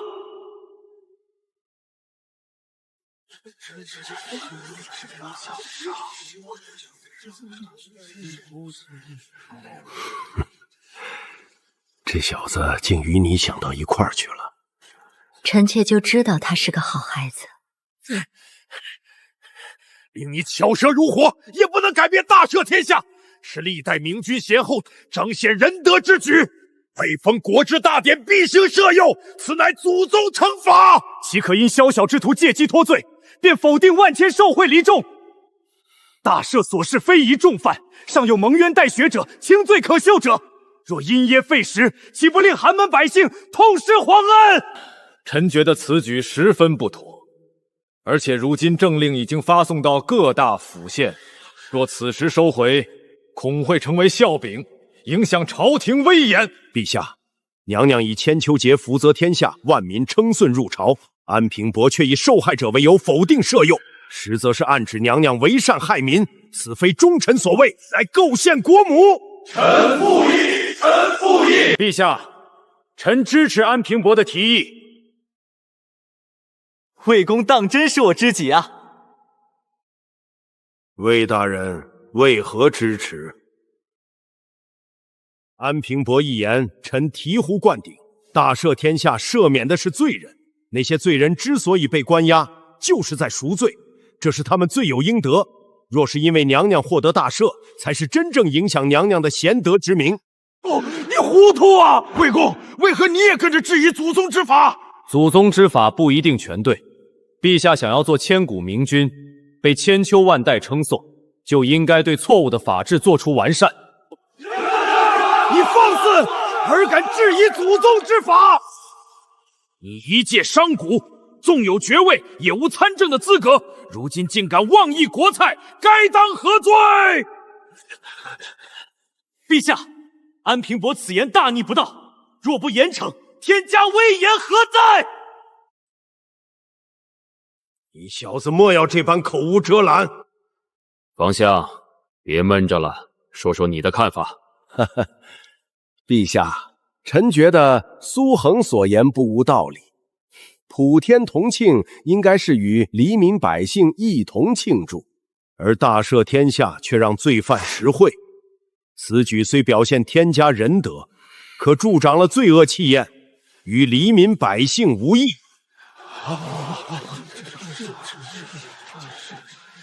听完房相所言，朕倒是明了一些。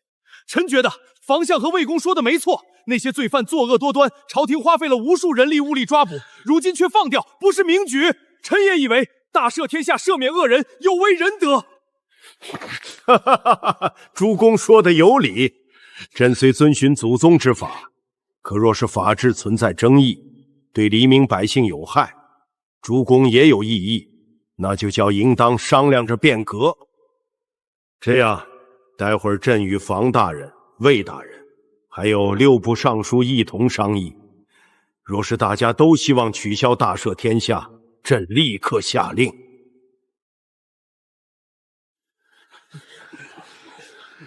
今日廷议就此结束，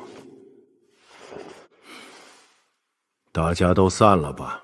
你小子可以啊，竟然能让陛下同意变法！陛下乃千古明君，就算我不提，这些利国利民之事他也会去做，只不过平日操劳，未曾想到这方面罢了。那薛正德要气死了，自己儿子刚放出来，又要被抓进去。这是他罪有应得，咱们就不提这些了。今日商行的火锅店开业，诸位叔伯可否赏脸去吃上一吃？又开店？昨日千秋宴上的火锅。哈哈，昨日看他们赞不绝口，俺早就馋了。哟，几位公子，白天就来了。薛公子来了，丽儿他们可是想你的紧呐。那就让他们想着，最近店里有来新人吗？薛公子倒是来得巧，店里新来了几个厨儿，只不过还未调教完成。全给我叫房间里来，要的就是这种够劲儿，搞快点，还得是薛少会玩。今日本公子买单，大家玩的尽兴。谁能想到千秋宴竟然是苏衡那小子最出风头？任凭他食材有多好，商贾之流依旧上不得台面。可是我听父亲说，苏衡商行非常赚钱，每月数10万两银子的收入。听说那苏衡今天又有新店开业。没错，就是昨日咱们吃的火锅。咱们今日来享乐，提他干嘛？也对，咱们今日是出来放松的，不提这些，让我们一起庆贺薛少回归。此次在刑部大牢，我考虑了很多，咱们先玩乐几天，然后再大展拳脚。这姑娘怎么还不来？来了！学长，又像之前一样吗？哈哈，诸位若是有这个兴致，在下定然奉陪。薛有伟，走吧。什么意思？还能有什么意思？陛下收回大赦天下的决定，回刑部大牢去吧。你胡说！拿下！敢反抗斩立决！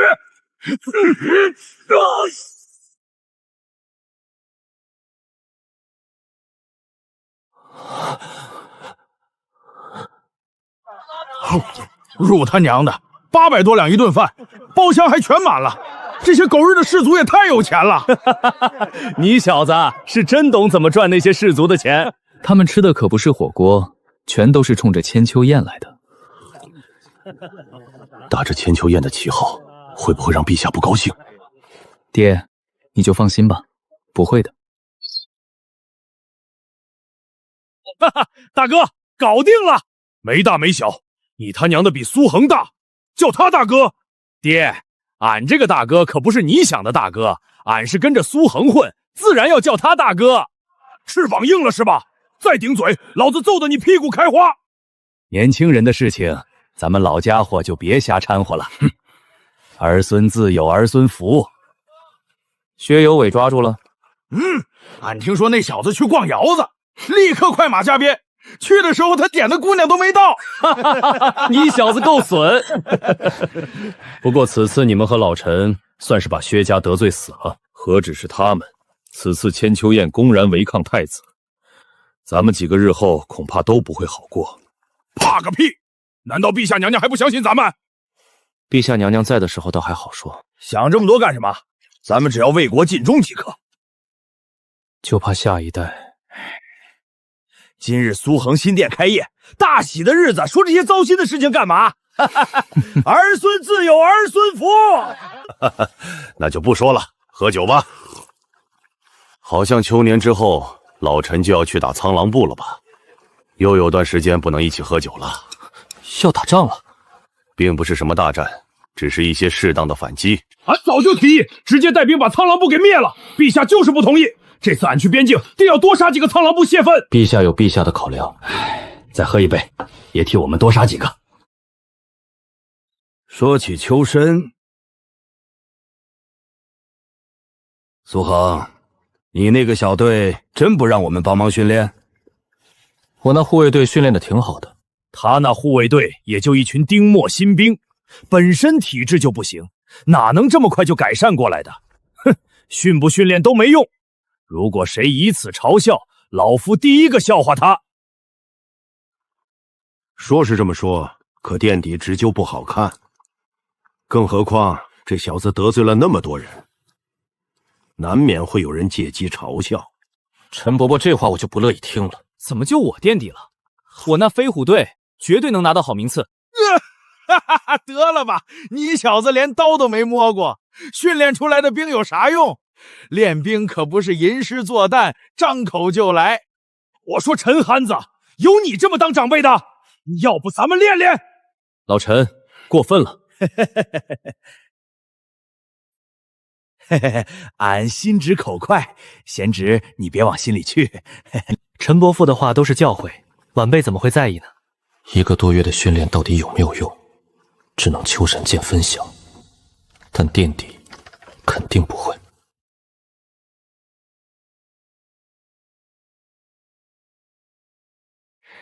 小桃桃，登徒子，多谢夸奖。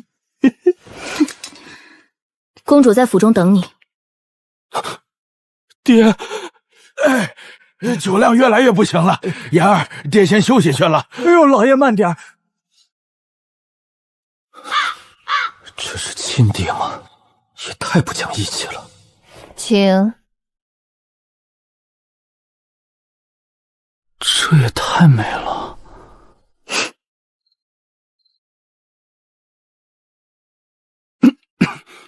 昭昭，今天开业怎么没来店里？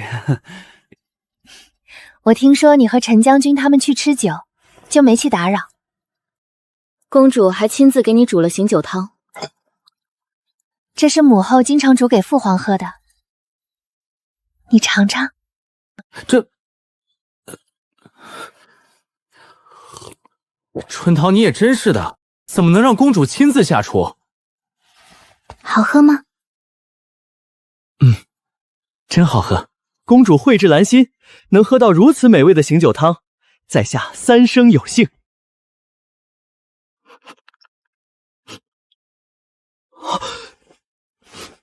你说过，亲了我就会娶我。理智告诉我，公主不能碰，可她这样看着我，我怎么拒绝？难道你想反悔？怎么可能？我是那种人吗？那你会娶我吗？昭昭，咱们婚约已经退了，娶不娶不是我能决定的。陛下金口玉言，已经反悔过一次。我只想知道，你愿不愿意娶我？当然，我们家昭昭人漂亮又这么能干，谁不想娶？我以为你不要我了。怎么可能？我们家昭昭这么好，怎么可能不要了？哼，登徒子！这小子也不知道是福是祸。当然是公子和府中的福气，那可是嫡长公主。你他娘的懂个屁！走吧，别被发现了。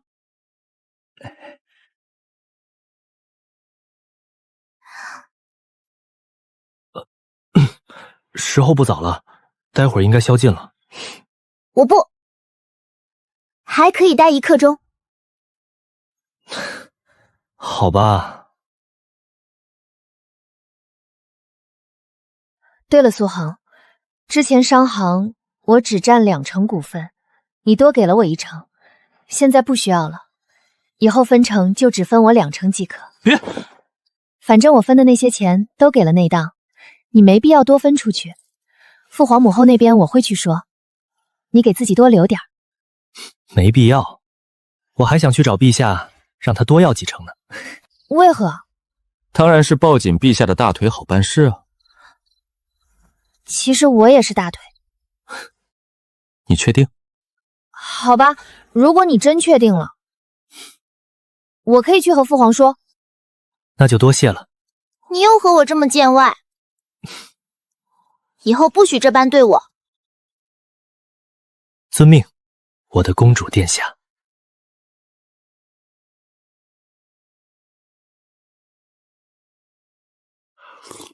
陛下，您肠胃还没好，吃这种东西会不会有些不妥？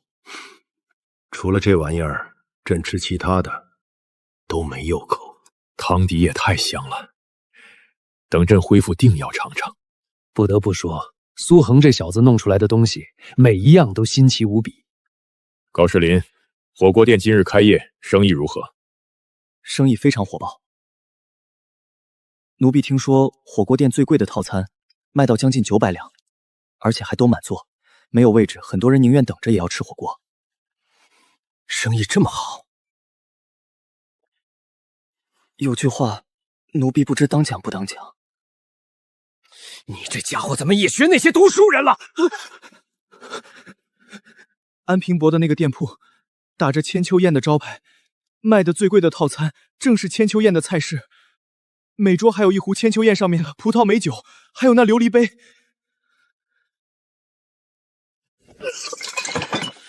这臭小子！朕还奇怪他怎么在千秋宴上搞这个火锅，原来是早有预谋。火锅是苏恒弄的，别给朕装出这副意外的样子。朕不相信如此明白的事情，你这老狐狸猜不到。有时候糊涂一些才活得久。你他娘的年龄越大越怕死了是吧？陛下英明，少给朕贫嘴。你觉得这次千秋宴朕做错了吗？陛下问的是哪件事？朕让老九认错，成全太子。陛下九五至尊，如何有错？太子乃国之储君，陛下此举是为大前未来考虑。那你觉得太子此次是关心则乱，还是有其他心思？当时陛下中毒晕倒，太子殿下立刻下令捉拿嫌疑人，也无可厚非。虽然过程和结果有些出入，可他身为储君，能有如此手段，是大钱之福。你这老家伙能不能说句实话？做错了事，终归要付出代价，哪怕他是朕的儿子。雷霆雨露，皆为君恩。此次苏恒为变法开了先河，倒是提前了咱们的计划。接下来兴修水利的事情，也应该提前安排了吧？臣觉得此事依旧有不小的阻力。如今国库空虚，百废待兴，兴修水利会用到很多的徭役，百官定会以此理由推脱。无论如何，都不能再等了。此次朕鬼门关走一遭，想了很多事情，若凡事都听那群大臣的，朕还如何能完成夙愿？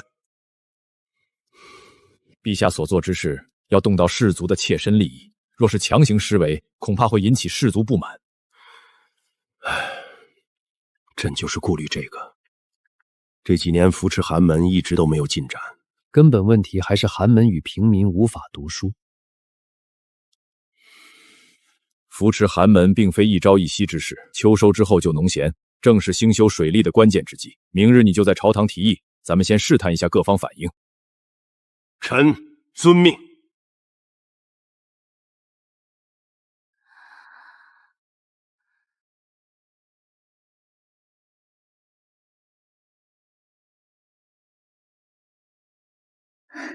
陛下，好点了吗？臣妾无碍了。陛下，娘娘只是身子虚弱，未动胎气。还是要注意观察，后面每天都过来把脉。遵命，陛下。下去吧，回去告诉你爹，此次他救驾有功，让他自行去高树林那里领取赏赐。多谢陛下。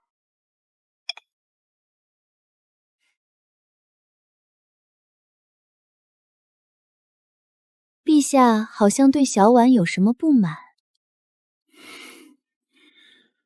林御医那老家伙想把这女娃介绍给苏恒，你觉得朕能有好脸色吗？小婉与苏恒倒是挺般配的。你这话什么意思？苏恒可是朕的女婿。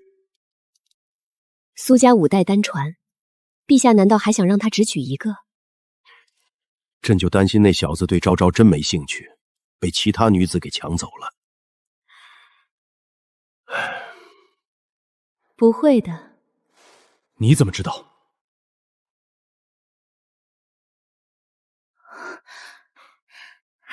母后见过父皇。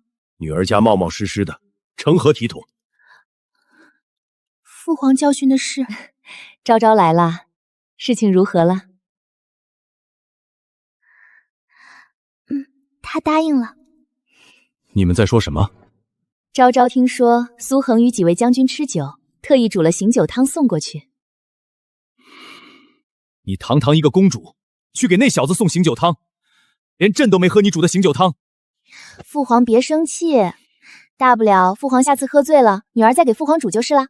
哼，这还差不多。对了，这次女儿还给父皇带来了一个好消息。哼，火锅店生意很好，对吧？朕已经知道了。苏恒开的店铺生意好是必然的。看你那得意的劲儿。那你来说说，还有什么好消息？苏恒准备将店里5成股份分给皇家，加上李治那里的1成，咱们皇家占据商行收益的大头。你确定？当然，苏恒说承蒙父皇恩泽，无以为报，夜不能寐。为了回报圣恩，特意拿出商行5成收益充盈内行，还请父皇一定要收下，不然内心难安。回报圣恩，既然是女婿给的，咱们就接着。哈哈哈，朕就知道他是个好孩子。哈哈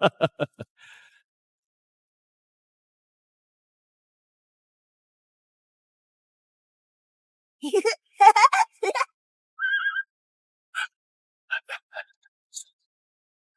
苏恒，你真是个商业天才，这些服务成本都不高，可就是能让人舍得花钱。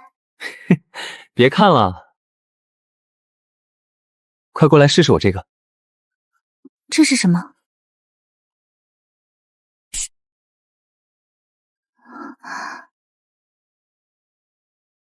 这是礼制千秋宴，送给母后的凤仪天香。凤仪天香是很纯正的牡丹味道，可你这个却是香皂那种茉莉花的味道。这是送给我的？不是送给你的，难道还是送给春桃的？我听说你喜欢茉莉花，就特意研发了这种香味的香水。所以凤仪天香是你给李治的？你这么聪明，应该早就猜到了。最后那名为盛世繁华的烟火，也是你弄的？不然呢？除了本公子，还有谁能有如此才能？又开始油嘴滑舌了。进。有事？公子，几大商行的负责人来府上邀请你参加商会。商会？终于坐不住了吗？苏恒，那些商行背后都是士族，我觉得他们不会这么好心邀请你参加商会。要不要让春桃保护你？有来福他们在就够了。小桃桃是你的贴身丫鬟，如果被别人看到，肯定会察觉到咱们的关系。你不想让别人知道我们的关系吗？想什么呢？我是说商业合作的关系。丢死人了！怎么自从昨晚之后，自己就控制不住呢？薛国公今日没来，薛家生意被那苏恒弄得一团糟，薛有伟又在刑部待着，他哪有心思来参加商会？时间已经不早了，苏恒怎么还没来？一个后生晚辈，竟然让咱们等这么久，太不像话了！赚了点小钱就目中无人，这种人也走不了多远。仗着些奇迹一技开店，他还想走多远？哼，本公子再目中无人，也比某些背后议论的小人好吧？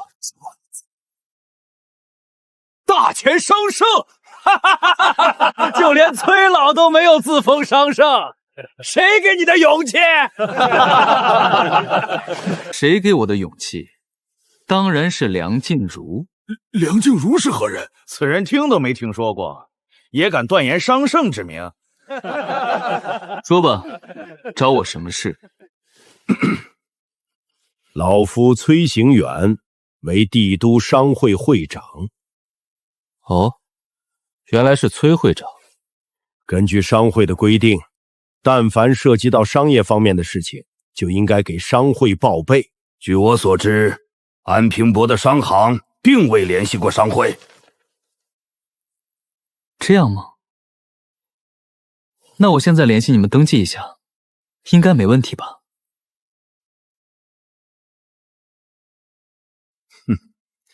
严格来说，有些不符合规矩。可安平版如此爽快，我等也给你这个面子，给你补一个记录即可。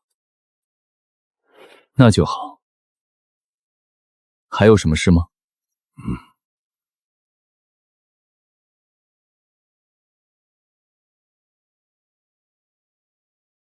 每个月50亿会费。会费是商会日常运作所需，加入商会，大家就是自己人。各种材料的买卖都会有内部价格，互惠互利，给贵商行节省的银两也不止50两了。这倒也是，这些倒是没问题，会我可以交。哈哈，难怪安平伯如此年纪就能把商行做这么大，眼光和格局都远超同龄人，和气生财嘛。而且商会为我们提供如此便利，给点会费是应该的。那么现在就还有最后一件事。还有？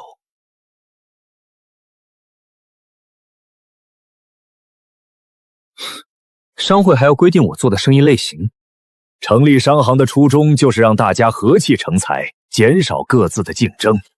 所以，现在我能做的只有这几个行业。老夫知道安平伯不会答应，通过咱们商议一致，给出一个大家都同意的解决办法。说说看。其一便是商行所有原材料必须从商会的各大商行购买。这个没问题，只要价格合适，哪里购买不是买？其二便是商行如今严重影响到咱们各大商行的生意，为了不伤和气，你要对我们给予相应的弥补。说说看。据我们估算，商行无论是冷饮还是美妆，亦或者是火锅店，利润都有9%。安平伯这般明事理，应该知道商行对我们的影响有多大。这么大的影响之下，我们也不和你多要。每个月商行60%利润拿给商行，再由商行分发给各家，作为对大家的补偿即可。安平伯意下如何？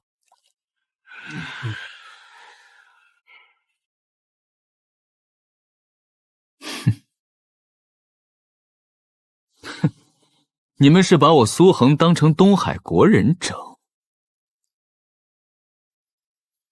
安平伯此话何意？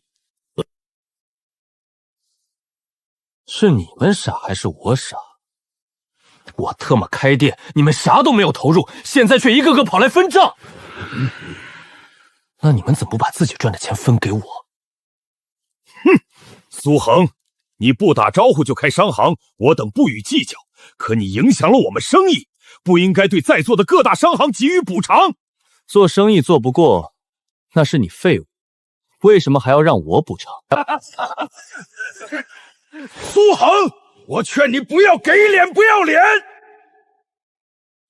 狂妄无知，真以为靠着奇技妙术赚了些钱，就能在我等面前耀武扬威？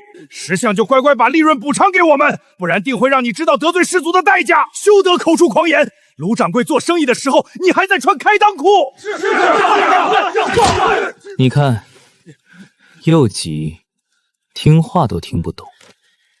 哼，不管你小子如何说，现在立刻给卢掌柜道个歉，并且签下契约，咱们就当这件事没发生过。我说的废物并不是指卢掌柜一个人，我的意思是，在座的全都是废物。苏恒，你是想与我们所有氏族为敌吗？太猖狂了！你知道自己在做什么吗？苏恒，我敢保证，你会为你今日所说的话付出代价。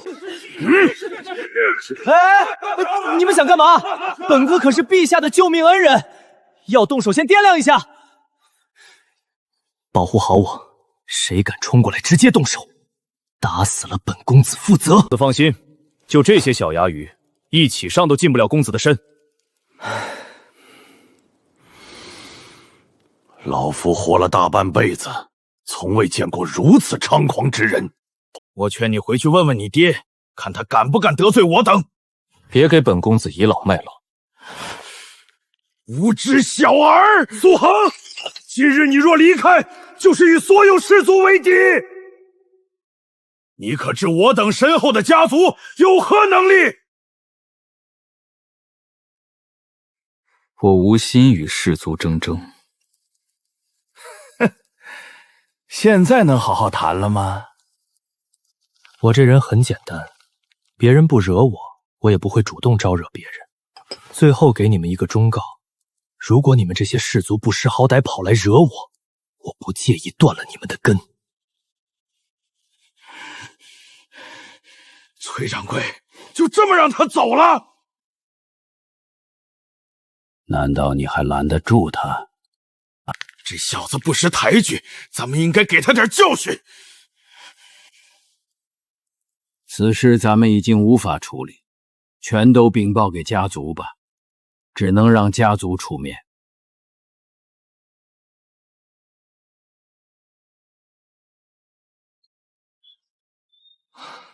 果然，人多力量大呀！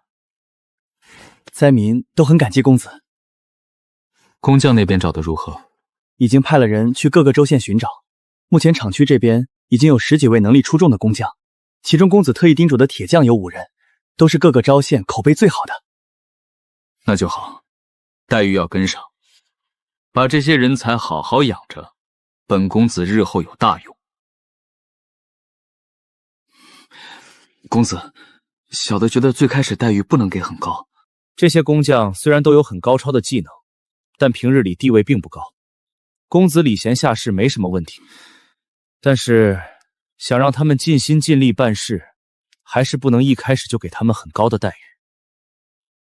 具体待遇你来定吧，继续找有手艺的工匠。遵命。盐矿那边如何了？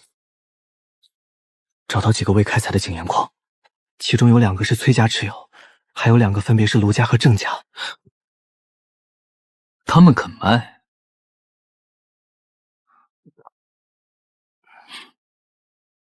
是不是有猫腻？公子果然聪慧。根据小的了解，那几处盐矿之所以未被开采，是因为里面的盐有问题。要不去其他几个州县再看看？不用，再和他们磨差价钱，磨到最低价才买。可是这些矿出来的盐……放心，本公子自有办法。小的立刻去办。这些盐矿对于别人没用，对我可都是宝贝。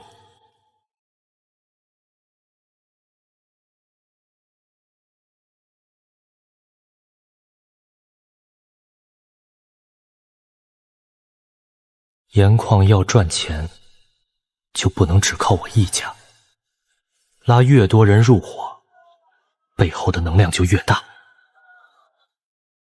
氏族想搞鬼，也要先掂量掂量，他们能不能同时得罪这么多人。愣着干嘛？喝呀！哈哈哈哈哈！不得不说，大哥酿的这五粮液是真带劲儿。陈都尉，我自己来就行。咱们都是跟着大哥混的，怎么还称呼起官职来了？在这里只有兄弟，没有其他身份。喝着呢。哈哈，大哥，就等你了。别这么正式，能不能随意点？嘿嘿嘿，大哥教训的是，刚才俺还在教育梁勇他们。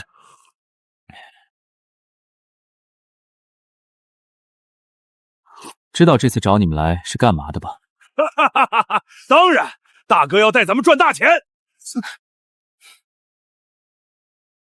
这是盐矿的契约，李治有我商行的股份，就不用签了。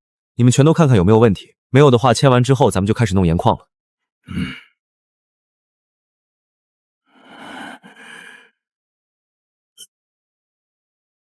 大哥，俺不认字儿。其实也没什么，就是之前与你们说的，每人拿300两意思一下就行。到时候售盐的利润会分一份给你们，当然你们投入并不多，肯定所占的份额肯定也不会多。其他我不能保证，但是卖盐我敢保证，肯定有的赚。大概能分多少钱？都他娘的还没开始卖，我怎么知道能分多少？卖盐肯定不会亏。那还看什么看？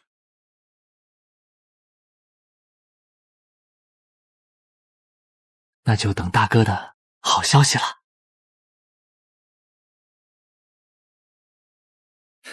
放心吧，包赚钱的。大哥，这是我爹卖了宅子凑的300两，他说不赚钱就打断我的狗腿。都卖宅子了。父亲常年在军营，家里全靠他的俸禄生活。宅子还是早年前立功陛下赏赐的。要不我替你出了吧，先借给你，等赚了再还我就行。别，亲兄弟还明算账，哥哥们愿意带小弟赚钱，小弟已经很感激了，可不能乱了规矩。那行，大家都兄弟，有困难随时和我说。怎么矫情起来了？放心吧，还是那句话，包赚钱的。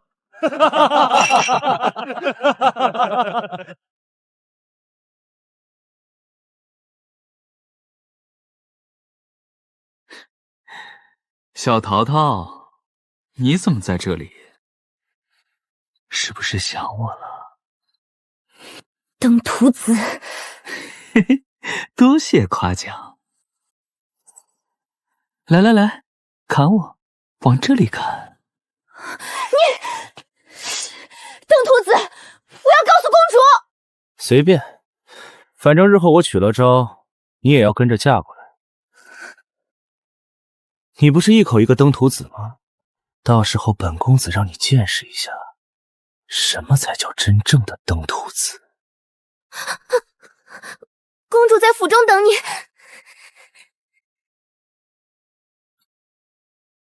这是什么反应？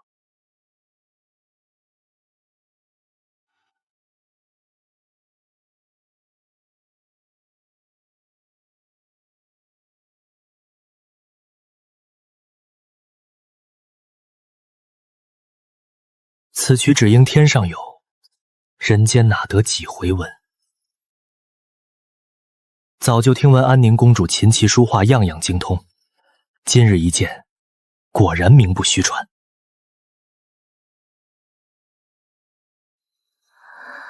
此曲只应天上有，公子诗才无双。不值一提，给你带了奶茶。多谢公子。公主殿下找我何事？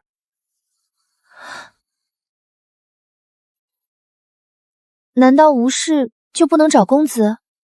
当然可以。这次还真有事。再过不久，不是到秋心了吗？再加上苍狼部不断在边境骚扰，诸公商议后觉得应该让藩邦看看我大前将士的能力，震慑诸国，就邀请了关系比较好的几个藩邦前来观看秋宁演习。那些官员坚持有护卫队的都要参加，可父皇觉得你的护卫队才刚封赏，没有什么战斗力，特意让我来询问，若你不愿参加，他可以做主。谁都知道他们想看你出丑。这就过分了。我的意思是，陛下为什么不要我参加？看不起我？你想参加？怎么，就连你都不信我？我信。这才是我的公主殿下嘛！别聊这些事情了，咱们就不能做点正事？什么正事？花前月下，当然是谈情说爱啊。会不会不太好？咱们两情相悦，有什么不好的？来，先亲一个。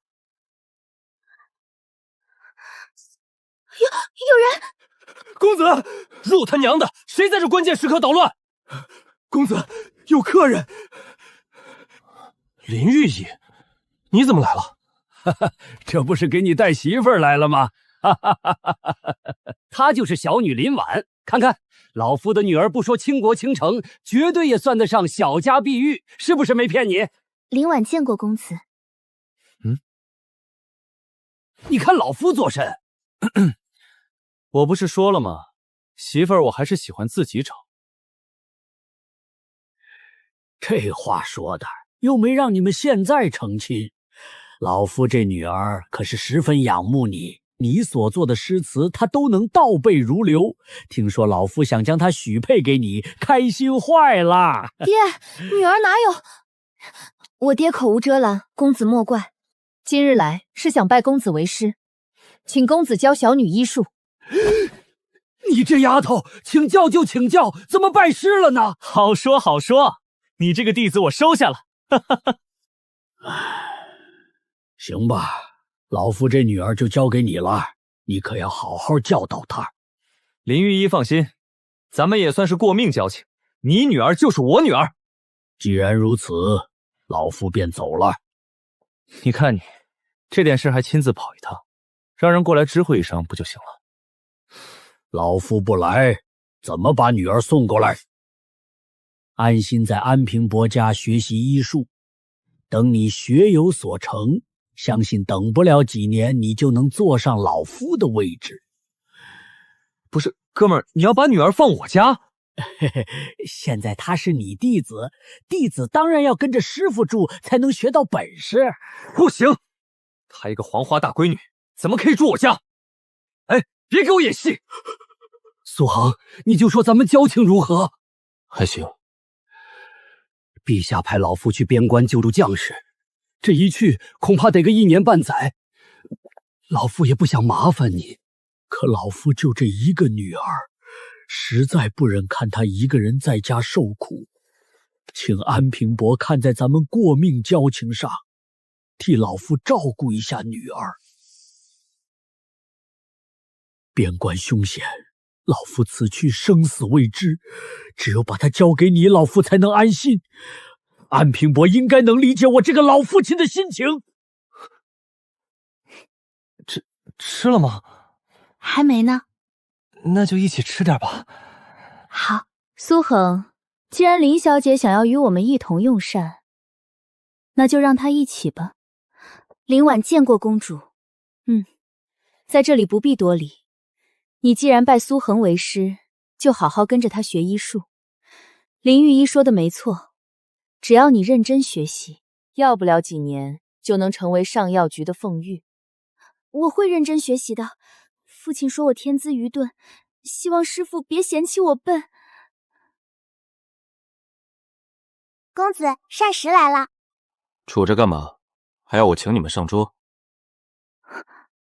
师父，徒儿给你盛饭。饭桌上，徒弟给师父盛饭是规矩。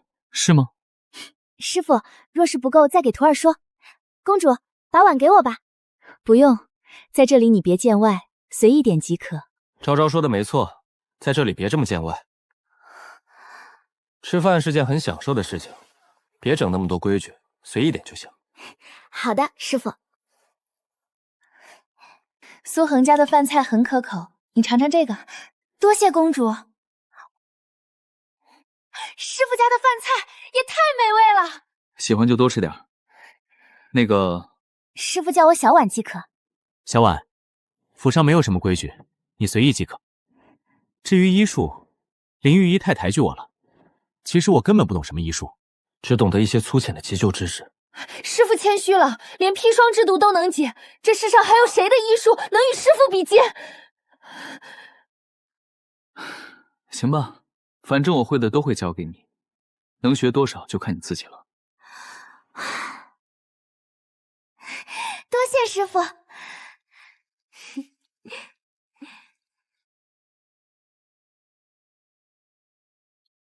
怎么，生气了？我有那么小气吗？我只是在想一些事情。什么事连我的公主殿下都这么犯愁？咱们的婚事，父皇说之前婚约取消，若想恢复的话，困难无比。这有啥困难的？等我下次立功，直接给陛下提亲。这次不一样。有什么不一样？君无戏言，父皇已经收回一次，若再次反悔，势必会让那些大臣以此阻拦。这件事就连父皇都不能一意孤行。公主殿下就这么想嫁给我？你不想娶吗？想，当然想。如果当时我不那么任性，就没这些烦恼了。父皇的意思是让你再等等，他需要等待一个合适的时机。不用，我自己的媳妇儿自然要自己争取。你当真有办法？当然。是什么办法？不是很简单吗？他们反驳的点就是我不学无术，哪怕我诗词吊打整个大秦。但诗词只是学问的一方面，而且我现在又是个商贾，根本配不上你这个嫡长公主。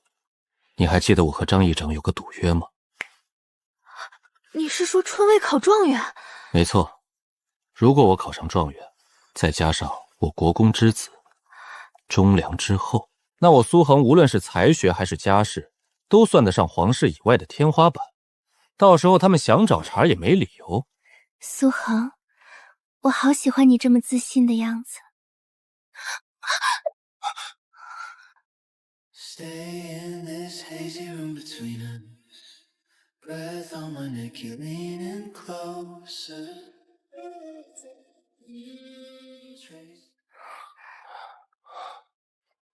大坏蛋！哼，恶人先告状，明显是你主动的。不管，你就是大坏蛋！苏恒，你身上带武器了。别动！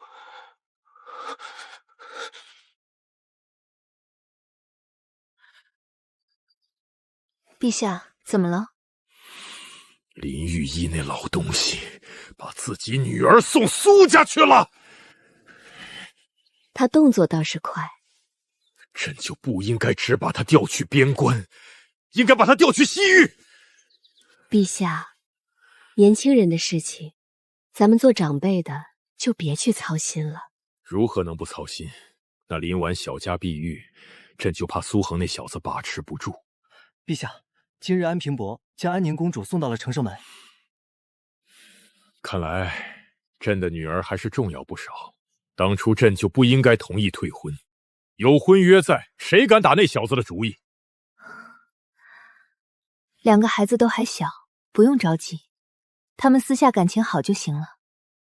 实在不行，臣妾出面，哪怕天家婚事再由不得自己，臣妾相中的女婿，朝朝认可的丈夫，他们也无话可说。如果真这么做，你贤德皇后之名恐怕会受到影响。为了女儿幸福，还有皇家的安定，臣妾这点名声不算什么。只有你会不留余力的为朕分忧，等朕做出一番功绩，就再也不用顾虑这么多了。小月，这些事情交给小蝶即可，你不用伺候为师起床。可书中说，徒弟就该伺候师傅的日常生活。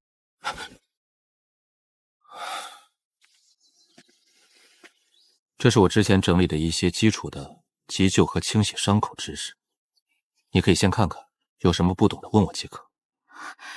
小媛定会努力研习。竟然有如此像的肺腑图，虽说只有黑白两色，可形状和位置都清晰明确。师傅原来还会作画，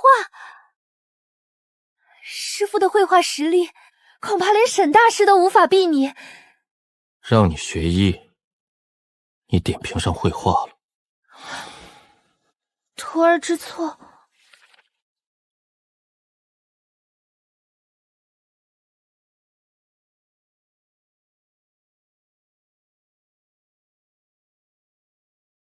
公子，全都办妥了。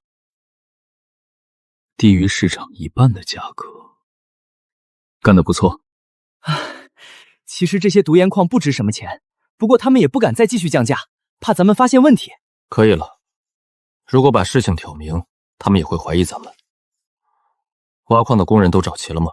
找齐了，灾民们听说有做工的机会，全都想要做工。这段时间都在按照公子的方法进行培训。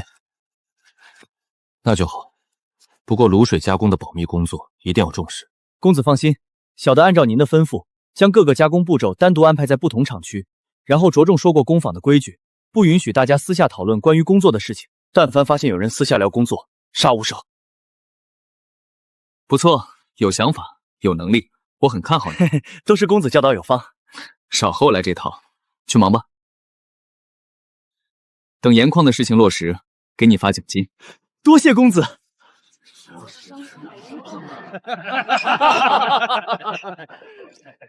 那小子不是很狂吗？还不是被咱们给摆了一刀。花数十万两买了几个毒盐矿，如今传出去，这小子好不容易丢掉的败家子名头，又要被重新带上了。如此大快人心之事，当碰一杯。崔掌柜说的没错，此事的确大快人心。看那小子还敢不敢狂！老夫原本以为他有多大本事，没想到就这点能耐。区黄口小儿仗着奇技妙妙赚了些钱，就目中无人。这次算是给了他一个教训。老夫从商之时，他都还未出生。年轻人赚了点钱，就对商业没有敬畏之心，栽跟头是早晚的事。老夫已经迫不及待想看他知道自己买的盐矿有毒后会是什么反应了。还能有什么反应？契约已签，白纸黑字，难道他还想赖账？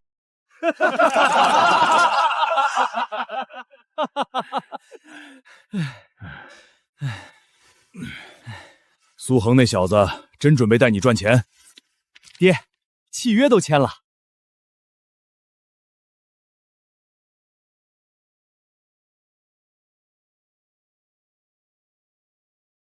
怎么了？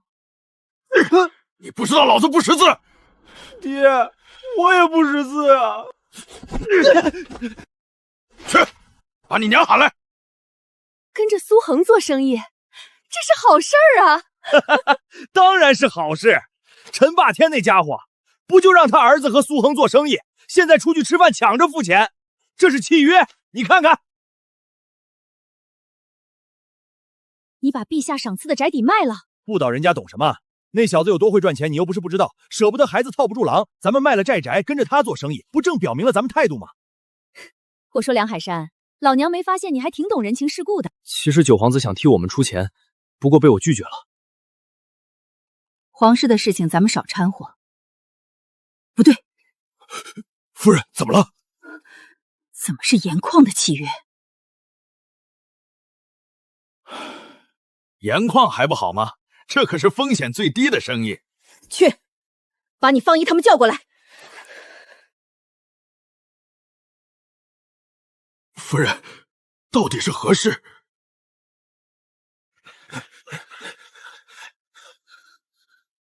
我说刘姐，到底是什么事儿把咱们给叫来了？小芳，刚才你们说氏族的毒盐矿是不是卖给了苏恒？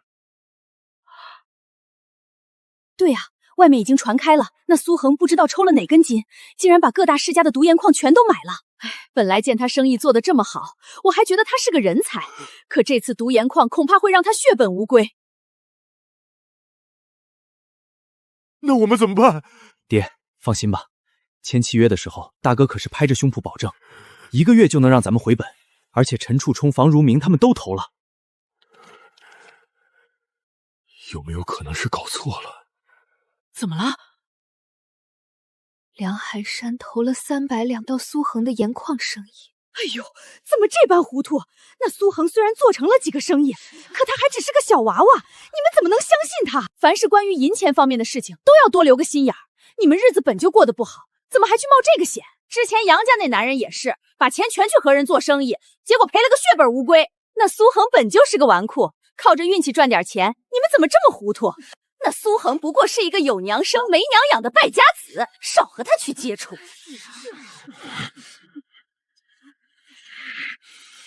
闭嘴！你们这群长舌妇，整日只知道在背后嚼人舌根，滚蛋！梁海山，你发什么疯？好，好，好，我看你是长本事了。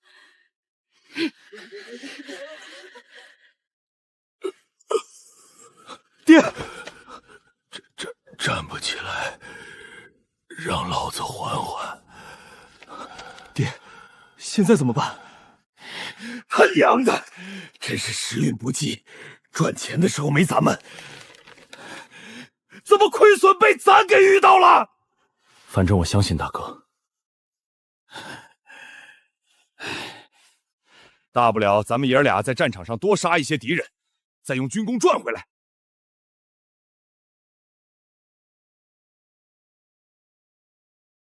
听说房如明那小子也在和苏恒做生意。臣给了他几百两入了个股，臣觉得年轻人身上应该有点钱。你这是在怪朕只关心女儿，不在乎驸马感受？臣不敢。如果朕说教训过宁阳几次，可他就是改不了，你信吗？这件事真怪不了朕，是那小子太怂了。朕早就与他说过，只要他占理，朕绝不因为宁阳是朕女儿而偏袒。可他却和你这老家伙一样，贪生怕死。不过，他和苏恒那小子接触，倒是个不错的选择，多和苏恒学学总没错。之前李治怂的朕看着就来气，这次千秋宴却表现得非常不错。这苏恒的确是不可多得的良才，忠良之后又无心权势。只不过陛下真觉得他能做得了你期望的那个角色？他不是已经在做了吗？恕臣多嘴，若只是现在的地步，恐怕还不够。你总得给年轻人一些时间嘛。哼，你可别乱搞，朕早就看出来那小子是个顺毛鱼，你若瞎搞惹到他，朕可是要站他那边的。臣是那种人吗？是不是你自己心里清楚？陛下，大事不好了！什么事这般着急？他知道的东西早就构思几十次了。直接说吧。陛下，安平伯这几日买了很多盐矿。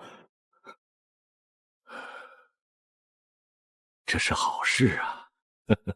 根据奴婢了解，那些盐矿全都有问题，全都是无法开采的毒盐矿。什么？买了多少？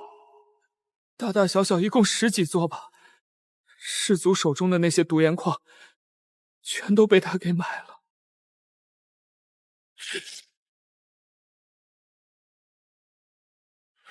去，把苏恒给朕叫过来。奴婢马上去。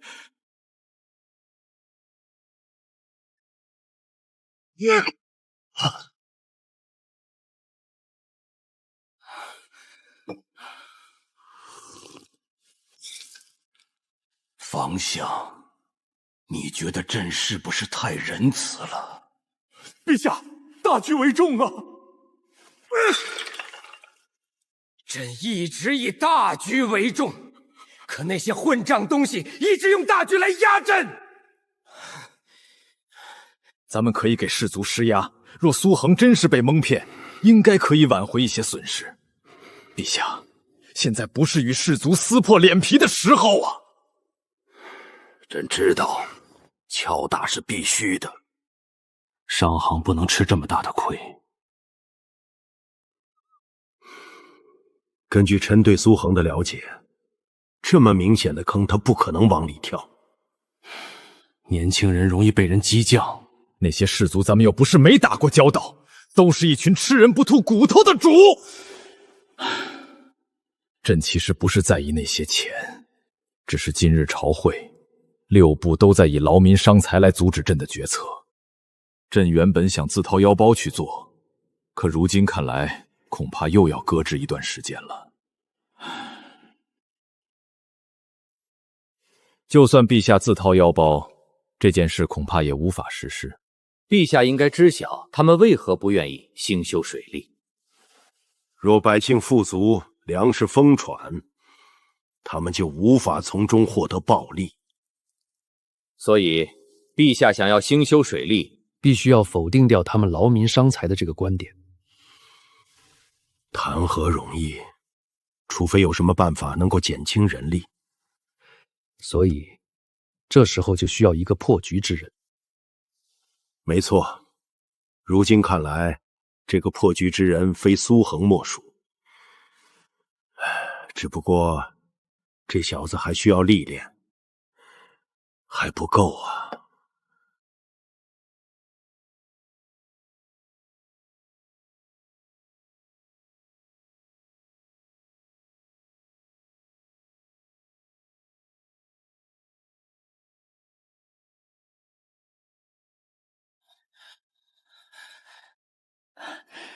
参见陛下，房相也在啊。你还笑得出来？陛下，臣以笑脸见君，不是对陛下最大的尊重吗？嬉皮笑脸成何体统？坐下说。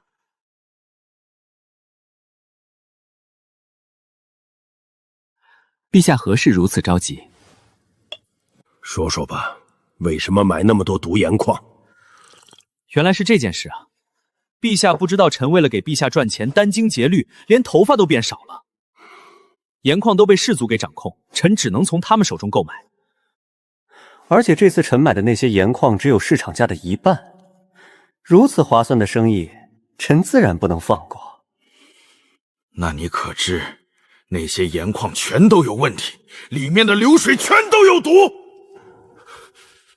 臣当然知道，如果没毒，他们也不会卖给臣。有毒你还买，而且买这么多？主要是便宜啊！盐矿有毒，把有毒素过滤掉不就行了？这么便宜的盐矿，就算工序复杂一些，咱们也赚大发了。过滤？没错，陛下应该喝过商行的奶茶吧？说重点。臣的意思是，奶茶里面的糖就是经过臣的提纯，而且臣还想让陛下划一块地用来种甘蔗，到时候商行可以同时做糖和盐的生意。你这么一说，朕倒是还真想起来了。这段时间也有几家模仿琼浆玉露的，不过他们都没琼浆玉露好喝。朕原本以为是你小子弄了什么秘方，原来是糖不一样。这糖的成本高不高？有盐赚钱吗？当然赚钱，而且利润非常可观。臣早就在加工白糖了，只不过目前原材料不多，加工出来的白糖用于奶茶店的消耗没法大量铺货。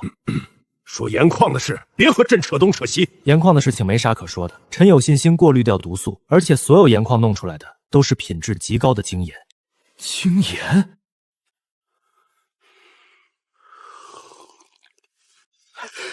若真如你所说，此次不仅没亏，反而大赚。必须的，陛下何曾见过臣做亏本买卖？朕就知道你小子没那么简单。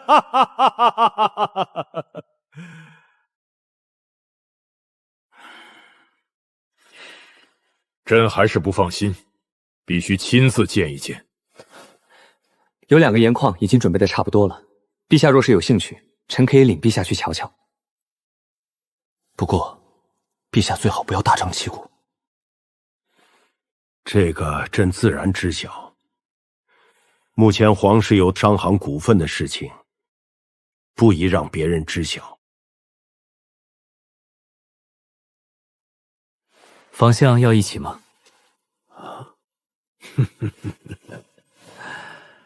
老夫今日无事，倒是乐意前往。哈哈，那还等什么？高士林备马车！哈哈哈哈哈！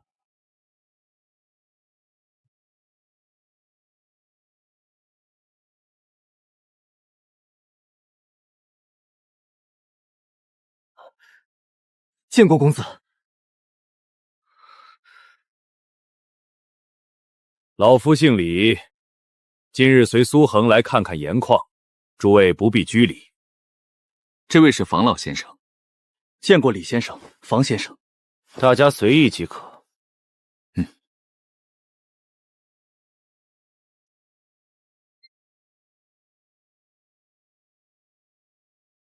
这些工人都是之前逃亡万年县的灾民。没错。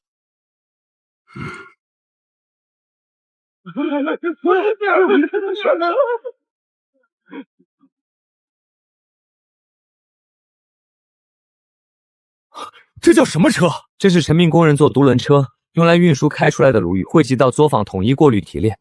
独轮车，就用这个车，一个人就能推动几百斤的货物。若道路条件好的话，推动1000斤都不在话下。我试试。这位先生，这独轮车虽然很省力，但是需要掌握好平衡，不然翻车根本控制不了。放心，这点重量对我来说还不至于。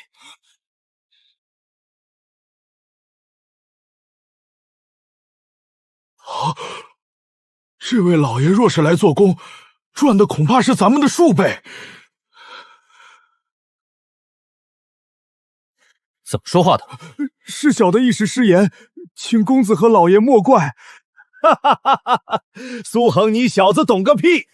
能够获得工人的这般认可，也算不得了的本事了。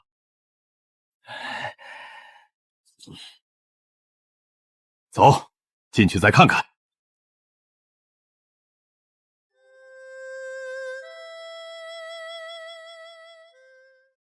苏恒，你是如何做到让这么多人心甘情愿做工的？陛下应该很少接触到真正的百姓。其实普通人要的很简单，吃饱穿暖。臣并未做什么其他事情，只是给了他们与劳动相匹配的酬劳，仅此而已。仅此而已。这些狗官！苏恒，你觉得什么是百姓？陛下想听真话？当然，朕想听假话还用问你？无论是说什么，朕都赦你无罪。依臣之见，如今大钱的百姓活得不如士族家的一条狗。你觉得如何能让他们生活得好一点？还用说吗？傻子都知道，现在最重要的是兴修水利。如今大钱年年灾耗不断，百姓连最基本的生存都是问题，何谈生活？陛下，你刚才可说过，臣说什么都无罪。朕说你错了吗？那陛下这是……朕只是觉得连一个小娃娃都懂得道理，那群狗官却能找出无数种借口来否定朕的决策。快来装牛水！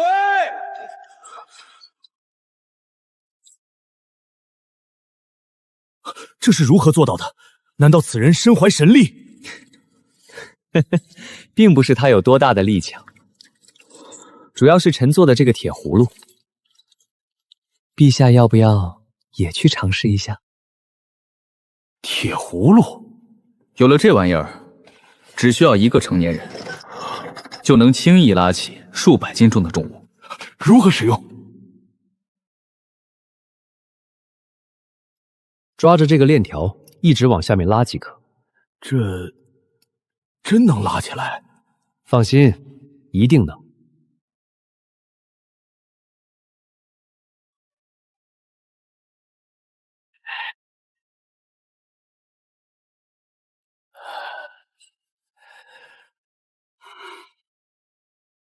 哈哈哈哈！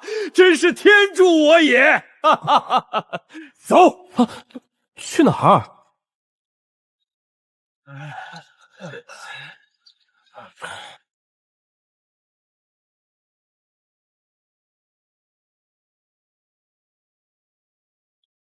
不知道陛下能不能喝得惯，这里只有这种条件了。不得不说，老夫上次出巡见了太多的工坊，还真没有安平伯这种做工还能有干粮和茶水的。这点消耗比起工人带来的价值忽略不计，却能让他们更加卖力干活，何乐而不为呢？别的先不谈，你的独轮车和铁葫芦能否量产？能是能，不过臣这里没有那么多生铁。意思就是，只要有足够的生铁，就能够量产。当然，臣这段时间派人寻访民间，找了许多手艺精湛的工匠，而且还让那些工匠培训了不少年轻人出来。只要材料足够，量产完全没问题。哈哈哈哈哈！你这次又立了大功啊！哈哈哈哈！请陛下明示。老夫与陛下准备兴修水利，可是朝堂诸公们却一直持反对意见。他们的理由就是劳民伤财，会引起百姓的不满。兴修水利是利在千秋的事情，而且还能给百姓提供赚钱的机会。别有顾虑，随便说。连一个小娃娃都知道的道理，朕的那些大臣们却一个个找理由拖延。所以陛下想让臣量产独轮车和铁葫芦，用于兴修水利。没错，有了这独轮车和铁葫芦，朕就不相信他们还能找到什么借口。若朝廷能给生铁，量产完全没问题。既然如此，明日早朝你也来。早朝？啊，陛下，你小子啥都好，就是这身懒的毛病得改改。臣无心朝堂纷扰，少给朕扯这些。明日早朝若没见到你人，朕让苏卫国把你屁股打开花。你也要体谅朕。如今朝堂百官能懂朕的不多，你小子算一个。而且你刚才也说了，兴修水利是造福天下的千秋功业，更何况独轮车和铁葫芦不也是一场生意吗？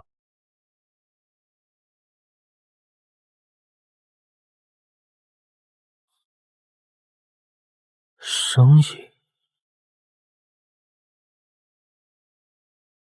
的确，朝廷若是要兴修水利，需要购买的独轮车和铁葫芦，肯定不是一个小数目。只不过这李岩怎么比自己还财迷？狠起来什么钱都赚。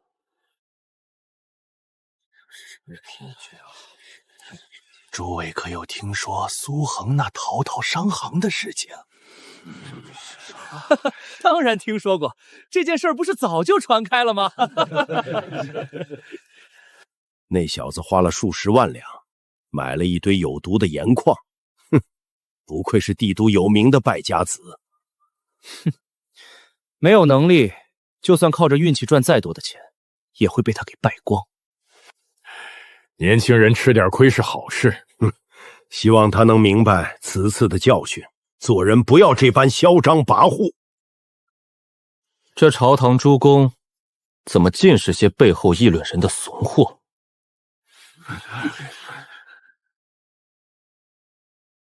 苏恒，休得无礼！我无礼？我在外面就听到你们在讨论我，和你们背后嚼人舌根相比，到底是谁无礼？哼，老夫不与你这黄口小儿争论。苏恒，戴漏院岂是你能来的？你是不是傻？我能来这里，自然是经过陛下同意，不劳诸位操心。还有，我知道你们都在窃喜坑了我的钱，但是你们真以为我会在没有把握的情况下，能把你们的毒盐矿全都买了？你什么意思？崔大人，这小子在嘴硬呢，不必理会。那些盐矿都是我们家族测试过无数次，全都含有剧毒，根本无法开采。哼，老夫不信他能从毒盐矿中提炼出可以吃的盐。上官大人，为何陛下会让此子过来？陛下的心思，谁能猜得到？陛下驾到！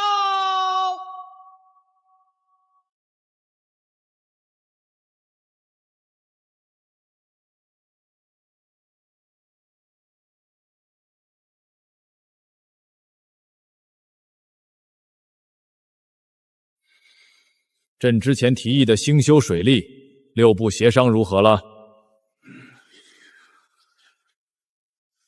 陛下，如今国库空虚，再加上边关战事不断，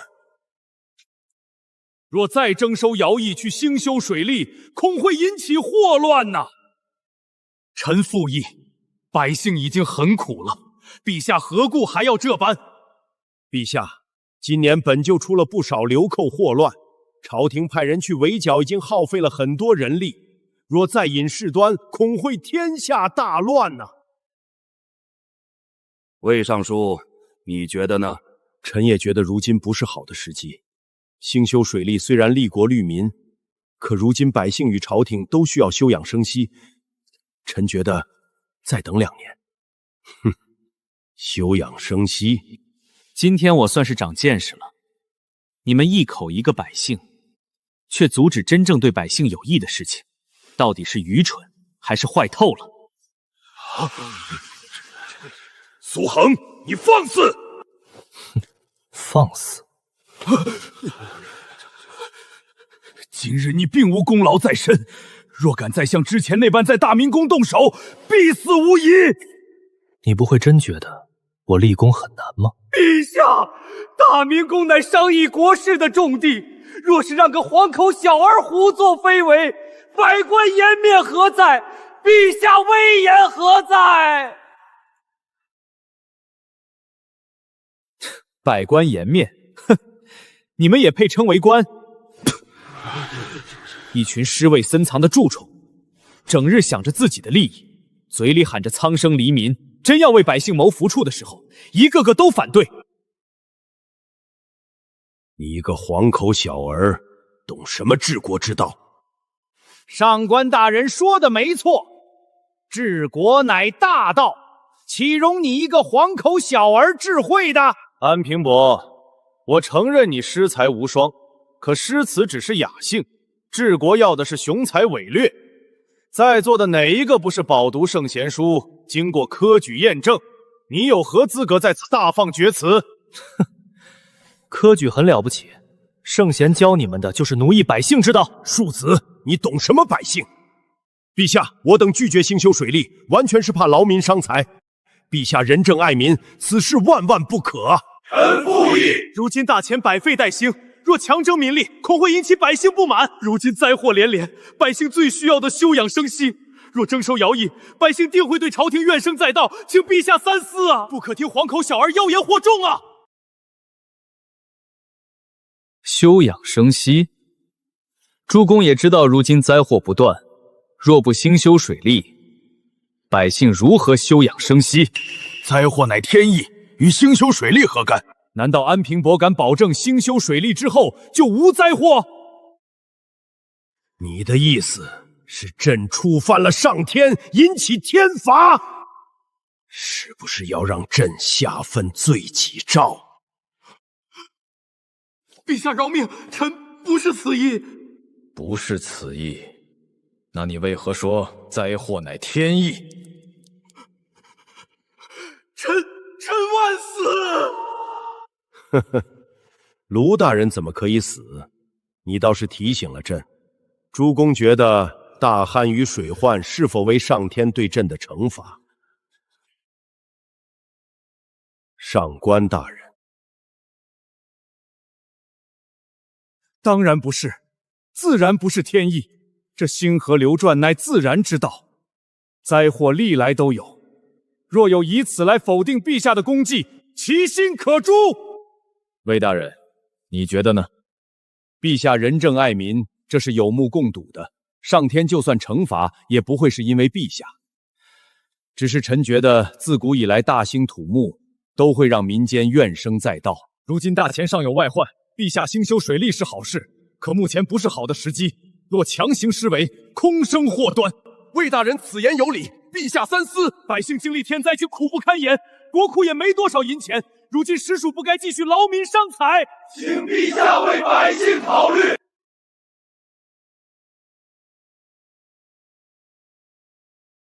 其实我挺认同魏公刚才所说。你也觉得不能兴修水利？陛下，臣可是万分支持兴修水利。臣只是认可魏公所说的百姓压力巨大之后会生出祸端。安平伯既然知晓，为何还要支持兴修水利？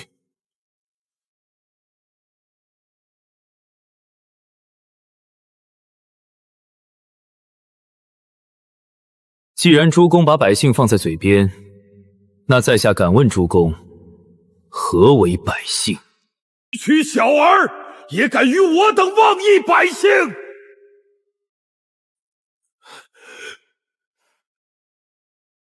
百姓求稳不求变。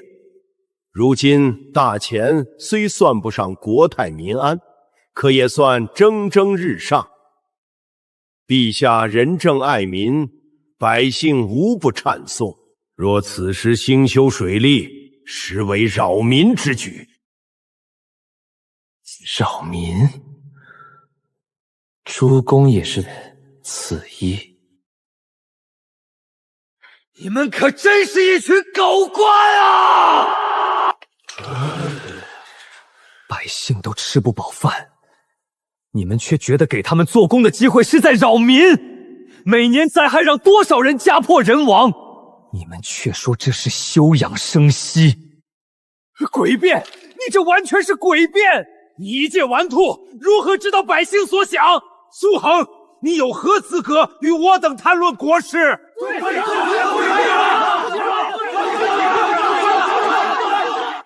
无论如何，兴修水利都是极重的劳役。安平伯都说了，百姓都已经吃不饱饭，若再行劳役，不是雪上加霜？那如果我有办法减轻他们的劳作压力呢？朕等的就是现在，让苏恒来搅局，搞崩这帮老顽固的心态，再抛出工具，看他们还有什么借口。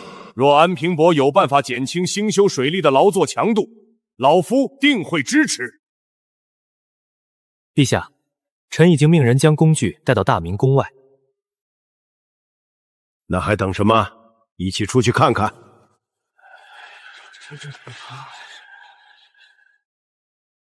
这家伙搞什么鬼？我怎么知道？今日咱们纯看戏。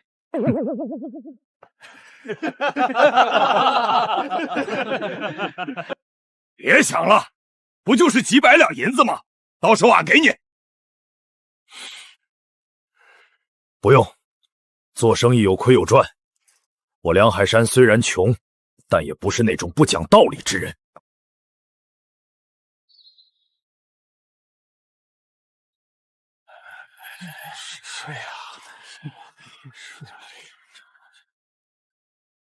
苏恒，这就是你所说的工具？没错，这两个工具能够极大程度的减少工人的工作强度。哼，老夫倒要看看你这铁架子，还有一个轮子的车，能够减少什么强度？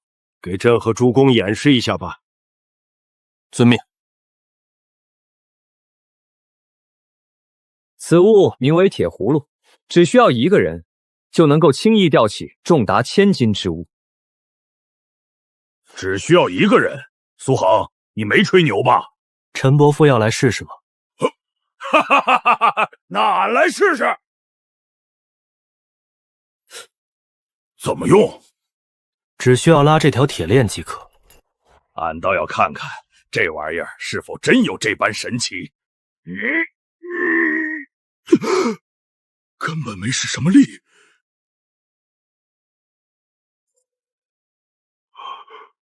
有趣，哈哈哈，有趣！诸公觉得兴修水利最难的是开垦和运输，有了我这铁葫芦，只需要一个人，都能轻松将几百斤的巨石给吊起来。这怎么可能？其中一定有猫腻！哼，陈将军天生神力，拉动这石头并不稀奇。没错，陈将军本就是大前军神，他能搬动数百斤的石头，有何稀奇？你们倒是看得起俺。事实都摆在眼前，你们还是不信。魏公可有兴趣一试？老夫也可以。试试不就知道了。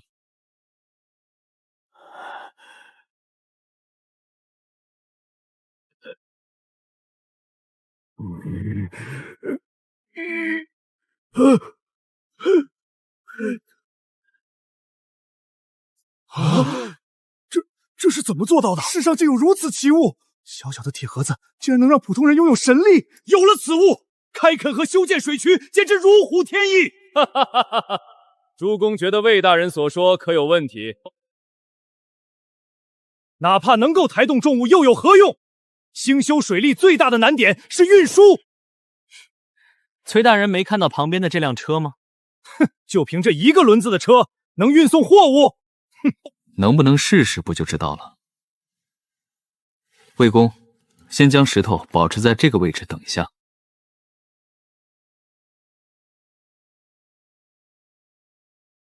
就你了。过来一下。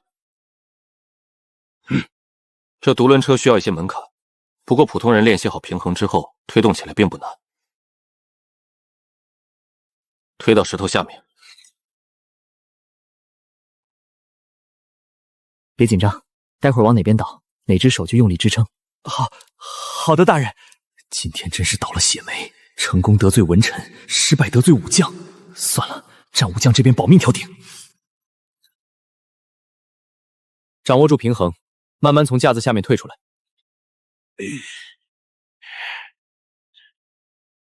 开始给大家展示吧。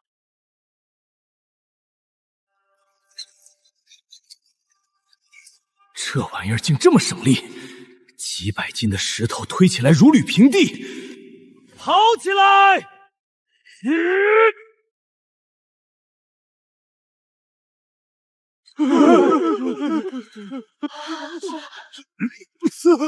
哈哈，有趣，有趣，让俺来试试！哈哈哈哈哈！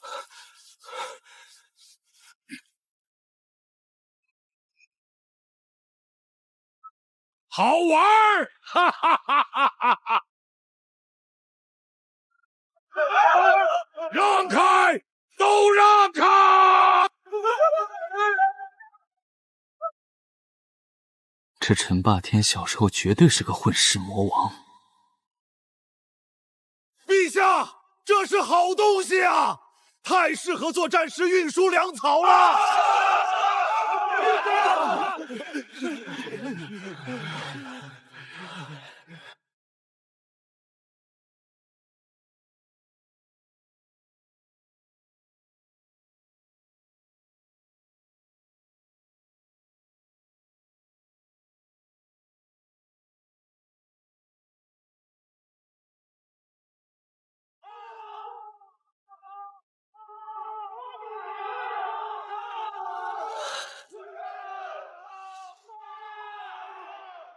你这句话倒是提醒了朕。朕之前一直关注兴修水利，倒忽略了这独轮车对军事运输的作用。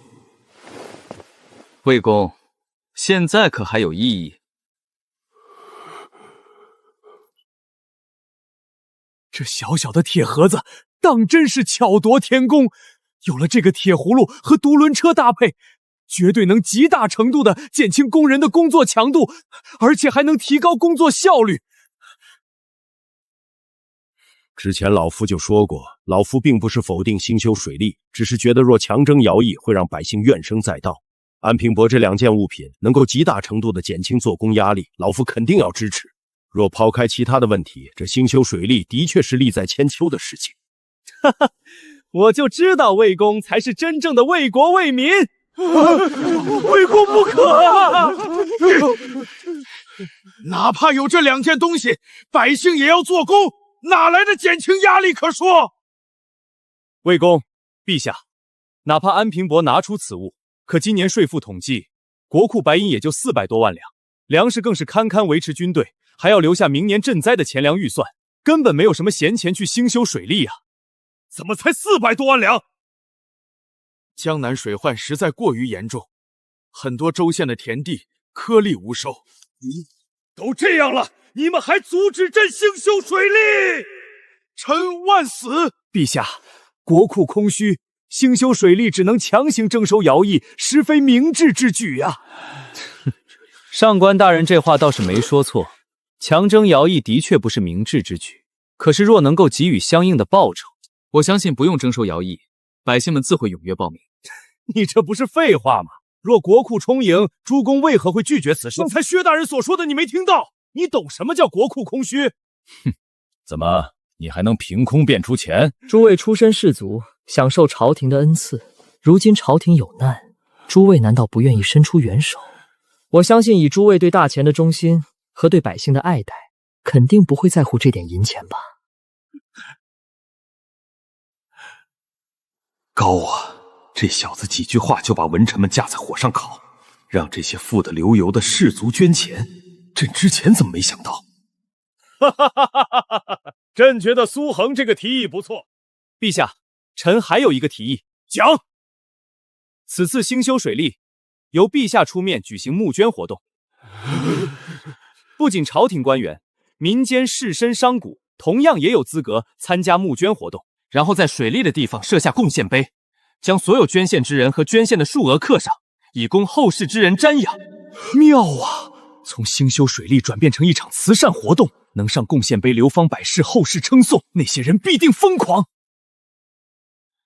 这是臣详细制作的策划案，请陛下过目。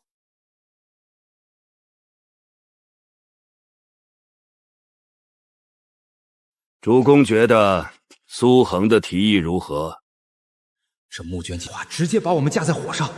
平时以心系百姓自居，现在拒绝，人设就崩了，清明全毁。若诸公没有异议，咱们就以募捐形式再商议一番细节。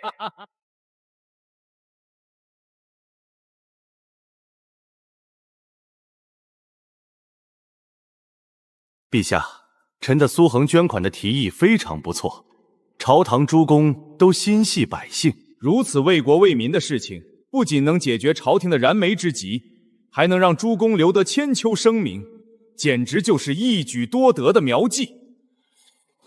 诸公对于房相所言可有异议？臣觉得此举尚可，不仅为民办事，又能够解决朝廷的燃眉之急。陛下，我等为官清廉，即便诸公都愿意捐献，恐怕也是杯水车薪。上官大人说的没错，臣虽愿意捐献，可家中实在不宽裕。唉，兴修水路所销的款项实在太多了，哪怕诸公全都捐款，也只是杯水车薪。陛下，既然诸公都愿意捐献，那么臣觉得可以开始筹备了。苏恒，你真觉得诸公这点钱能够修缮水利？我又没指望你们。之前不是说了吗？发动民间乡绅和商贾们一同捐献，再立工龙碑，让后世瞻仰。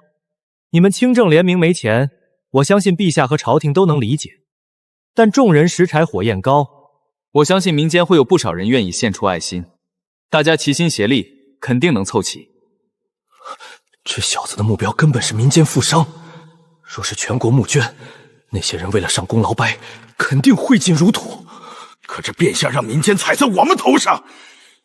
对了，陛下，为了提高大家积极性，臣觉得若是前10名的捐献者，可以给一个世袭的虚衔或者爵位，并且允许其家族子弟以商级特批参加科举。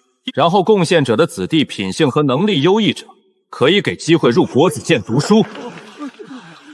这是阳谋啊！给爵位和科举名额，那些满足物质需求却地位低下的富商，怕是要掏空家产来抢。这小子真是朕的智囊，不仅解决国库困境，还能从民间提拔苗子，削弱士族。诸公觉得苏恒的提议如何？陛下不可！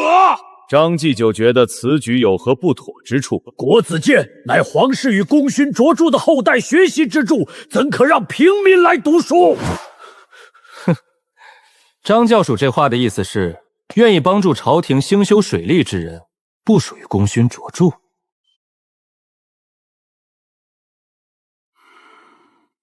虽有功，可仅仅捐款兴修水利，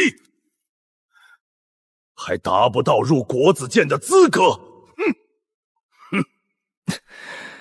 既然张继久觉得捐款兴修水利很简单，那就请张继久来支持，我相信大家都无话可说。你如此巨大的数额，老夫怎么可能办到？你也知道你办不到，那在这里反对什么？还是你不愿意兴修利，不愿意造福万民？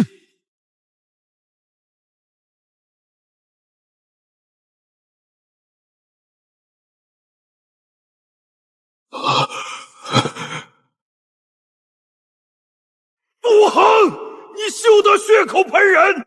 这帽子扣得猝不及防，若不反驳，我不为国为民的恶名就坐实了。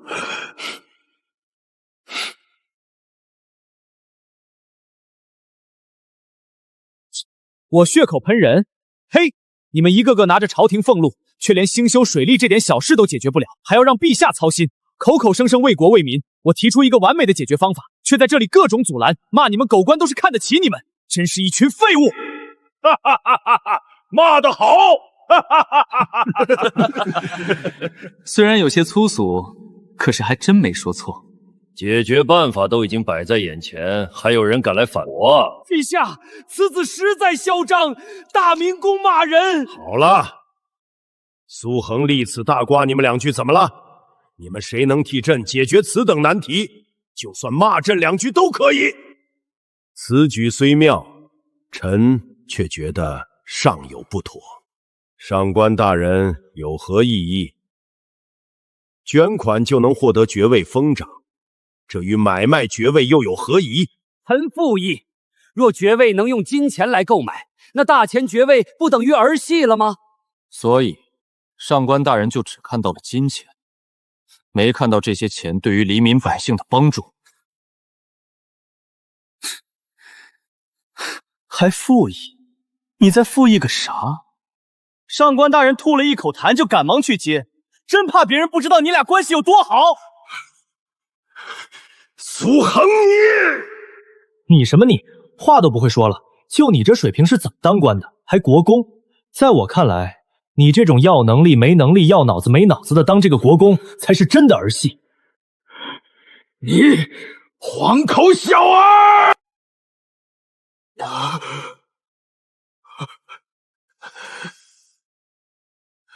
你这是，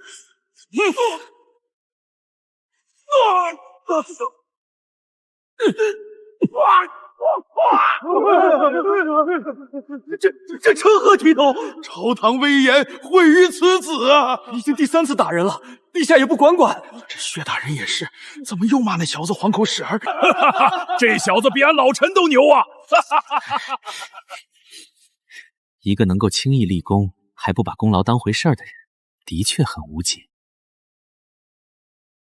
愣着干什么？还不把苏恒给控制住！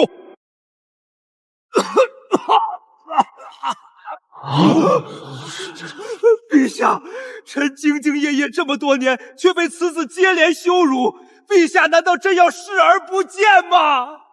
唉，你这一大把年纪，怎么和孩子一般见识？臣受此大辱，无颜在朝堂为官，请陛下准臣罢官还乡。薛大人，请三思啊！不可因为一件小事误了国家大事啊！薛大人，不可鲁莽。户部要是丢了，太子的羽翼可就断了。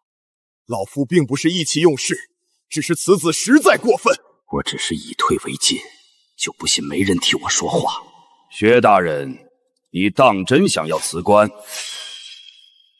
臣意已决。陛下，陛下，苏恒，得饶人处且饶人。你在大明宫掌掴薛大人，本就是蛮横之举。你知道薛大人辞官对于朝堂、对于户部有多大影响吗？上官大人误会。苏恒，你有什么要说的？臣觉得兴修水利在即，朝廷不能失去薛大人，户部也不能没有薛大人。苏恒，你在搞什么鬼？薛大人，我就一个黄口小孩，不懂事，你别往心里去。如今陛下要兴修水利，朝廷和百姓都需要薛大人来主持大局。若是因为我影响了造福黎民百姓的存策，那在下就是大钱的罪人了。哈哈，安平伯能主动认错，说明还未到无可救药的地步。知错能经，闪没大焉。薛国公大人有大量，就不要与他计较了。薛大人，既然苏恒都认错了，你也消消气。此次苏恒献计有功，可他在大明宫胡闹，功过相抵。薛大人受了委屈，朕自然会补偿。此次兴修水利之事，等钱款凑齐，就由你负责督办。臣遵命。既然事情都谈妥，那今日朝会就此结束，散了吧。你小子这么好的机会怎么错过了？什么机会？还在俺面前装傻！今日你只要随便添一把火，薛顺德官位就会不保，可你却为他说话。薛伟之前差点要了这小子的命，他居然不报复。如果换作是俺，绝对不放过薛家。我侄这叫以大局为重。哼，你猜俺信吗？你这小子肯定憋着什么坏。小侄可是地地道道的老实人啊！若让他直接辞官，反倒成就了他的清明。就凭薛家做的那些事，这薛世德必须身败名裂。办法，在陛下掌议水路时，我就想好了。你说苏恒那小子是不是故意的？陛下是指什么？那小子每次立了大功，就会犯错来抵消功劳。臣觉得这小子应该是故意的，他应该是怕陛下赏赐他官位。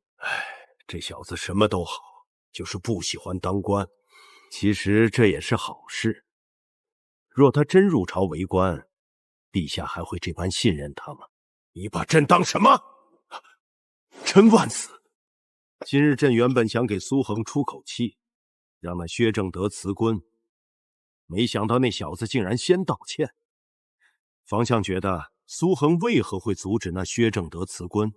臣没看懂。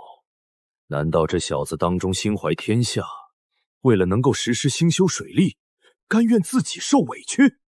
陛下未免过于脑补了，这小子绝不可能是那种有格局的人。应该是朕多想了。陛下没必要去想这些，不管苏恒做了什么，今日他都立了大功，接下来应该赶快颁发捐款诏令，把这件事彻底落实。除了此事，陛下可别忘了，还有一件非常重要的事情。朕怎么可能忘记？再过几日便是秋逆，各国使臣应该快到帝都了吧？就在这2日，礼部已经在筹备迎接仪式。不过臣听说此次诸藩邦都有备而来，特别是东海国。呵呵，一群未开化的蛮夷能翻起什么龙华？藩邦有些方面还是可圈可点。臣担心的是大前这边无法在交流会上压制他们，让他们出了风头。放心吧，文斗和武斗我大前都不惧。除了文武之外，其他方面让他们出风头又能如何？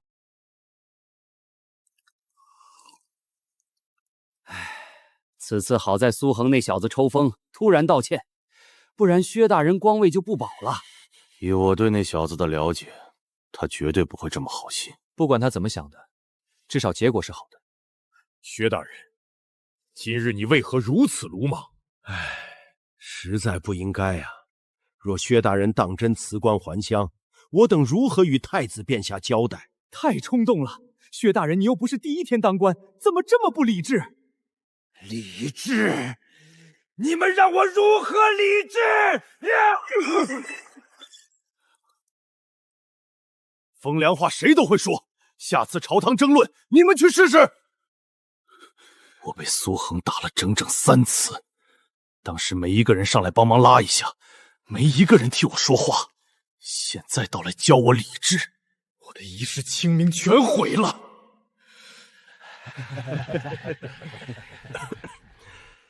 成大事者不拘小节，如今咱们还是优势，早晚会让那苏恒付出代价的。优势？哼，一众朝廷官员都无法阻止兴修水利，何来的优势？薛大人觉得兴修水利真有这么简单？当然不简单，其中各个环节都要严格把控。此次陛下虽然没恢复薛大人尚书之职，却让薛大人掌管兴修水利之事。若顺利完成，薛大人之功牒将流传千古。老夫并未想要什么千古之名，只希望犬子能早日从刑部出来。这不正是薛大人的机会？薛大人此次若是顺利完成水利修缮，如此大功，定能让陛下下令释放令儿。你们不是不同意兴修水利吗？兴修水利虽对百姓有利，可若无天灾粮食疯传，士族便无法从百姓身上离取更多利益，这分明是对士族的削弱。时局不同，自然有不同的方式来应对。此次薛大人全权负责兴修水利，肯定需要不少帮手。我等倒是有一些不错的人选，可以推荐给薛大人，为薛大人分忧。既然无法阻止，那就让利益最大化，水利完成后的论功行赏，正好安排家族子弟进去镀金。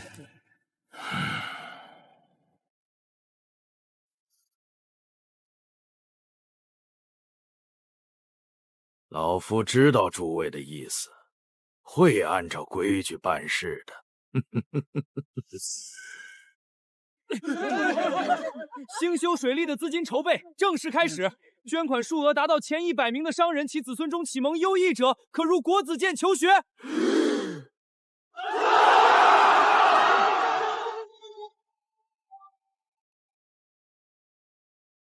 商人子弟能进入国子监读书，这是亘古未有的恩德啊！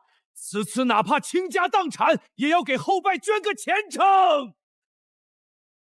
陛下贤德，兴修水利乃千秋归业，日后再也不会受天灾之祸了。反正俺不怕劳苦，不用朝廷征收，俺主动去。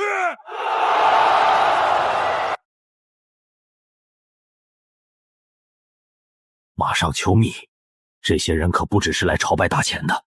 俺只是在想，此次中秋宴会有没有上次千秋宴的天火？若再放一次盛世繁华，定会震惊这些藩邦。又出了什么大事儿？怎么这么吵？今日藩邦来朝，大家都在外面看热闹。藩邦来朝？公子，明日就是8月15中秋佳节，宫里会设宴招待藩邦，老爷明日就要去。难怪这2天昭昭不来找我了。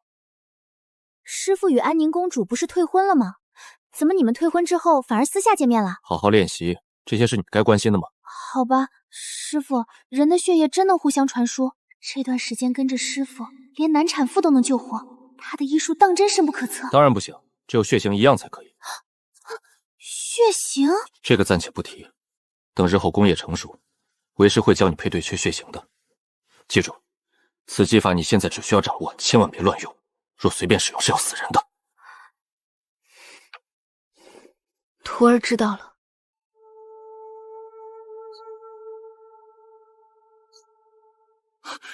公子，东西做好了吗？按照公子给的图纸与配方，已经把成品做了几个出来。不过除了几个之前制作的，最重要的那项还未实验。进度方面不用太赶，安全一定要重视。切记，此地一点火星都不能有。这些属下早就吩咐下去，每日只能白天过来做工。小的鲁良见过公子。鲁公是军工厂的负责人，也是大前很有名的匠人。看了公子给的图纸之后，就选择了加入咱们。嘿嘿，俺平日里没啥爱好，看了公子给的图纸，俺顿时就有了新目标。我最佩服的就是你们这种匠人，欢迎你加入我的团队。公子，快来看看，这些根据你给的图纸都是做好的东西。此复合弓完全按照公子的图纸打造，小的已经试过，不需要多大的拉力，最远能射杀200米的猎物。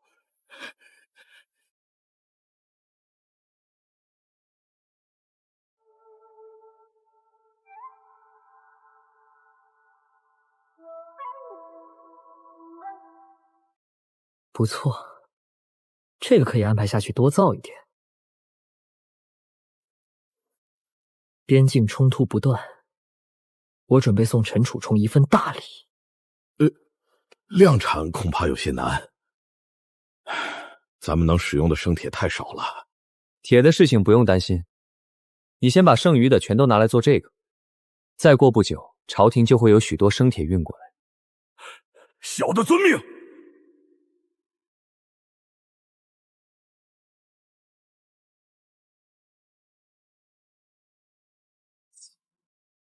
那件东西呢？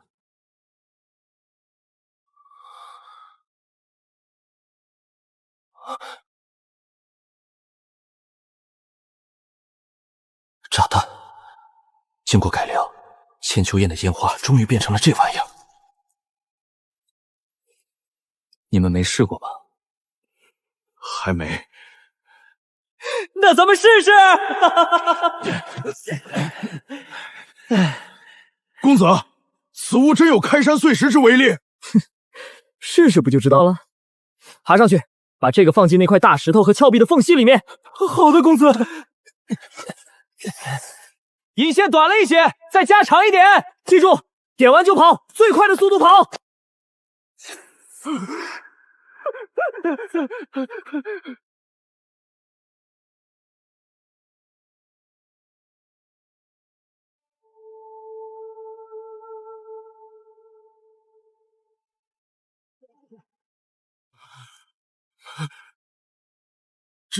这玩意儿威力如此之大，太可怕了！如果制作时不小心炸了，俺连渣都不会剩。威力比我想象中要大，被吓到了。此物若是拿来攻城，何止攻城，战斗的时候同样有用。若我大钱有此神器，定会战无不胜。怎么样，还敢不敢制作？有何不敢？若俺爹知道俺为大钱做出此等神器，定会为俺骄傲。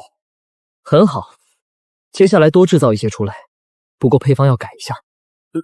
要如何更改？尺寸做小一些，在里面加些碎铁片和钢珠。秋孽之后，边境战事就要开始了，到时候要在战场使用。公子放心，小的回去立刻安排制作。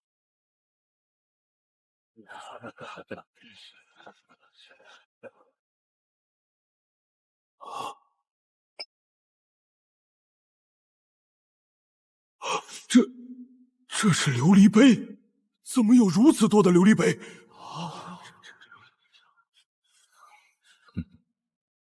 今日设宴没那么多规矩，诸位随意即可。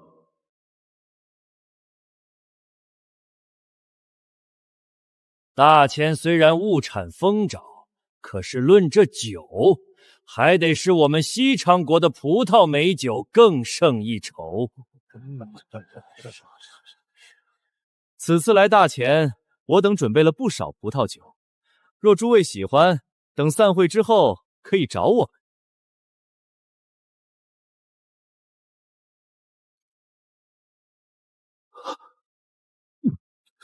怎么有如此多的葡萄酒？竟然每一坛都是葡萄酒！这可是价值千金的葡萄美酒，大钱竟然有如此之多！此酒无论果香还是甘醇程度，都比我喝的葡萄酒要好太多了。哈哈哈哈哈哈！葡萄酒有啥可稀奇的？在大钱这玩意儿，俺们都踩着坛子喝。敢问陛下，这葡萄酒从何而来？此物在我大钱酒楼就能买到。犬子不才，自己捣鼓出的酿酒配方，让西昌国使臣见笑了。装自己儿子的二手逼，你这老家伙脸皮也是真厚。怎么可能？看来此次还有意外收获，以后买葡萄酒就不用看西羌国的脸色了。哈哈哈哈哈哈！愣着干嘛？喝酒啊！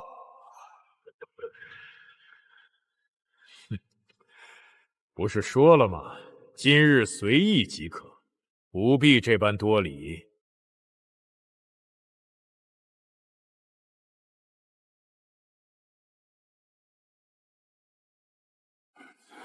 三皇子，何时与那大钱皇帝提和亲之事？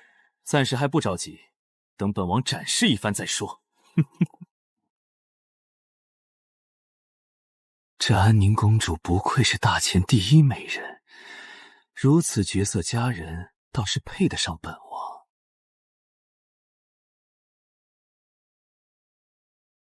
陛下，我等此次前来，不仅是为了上贡，还想与陛下做一些交易。什么交易？我雪原部想购买一批贵国的口红与香皂。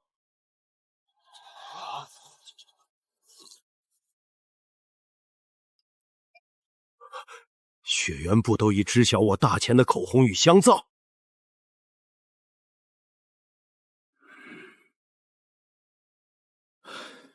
有商人来雪原部售卖，可那商人的货实在太少，根本不够我雪原部的需求。我大钱的物品竟然卖到雪原部去了。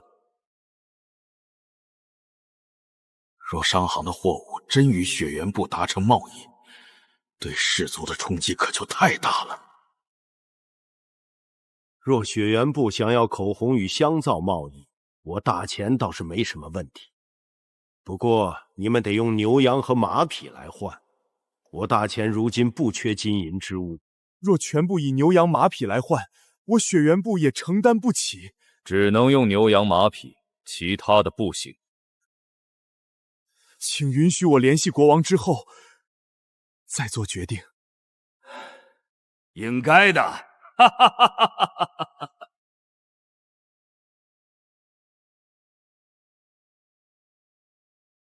今日中秋佳节，按照大钱的传统，大家应该吟诗颂乐吧？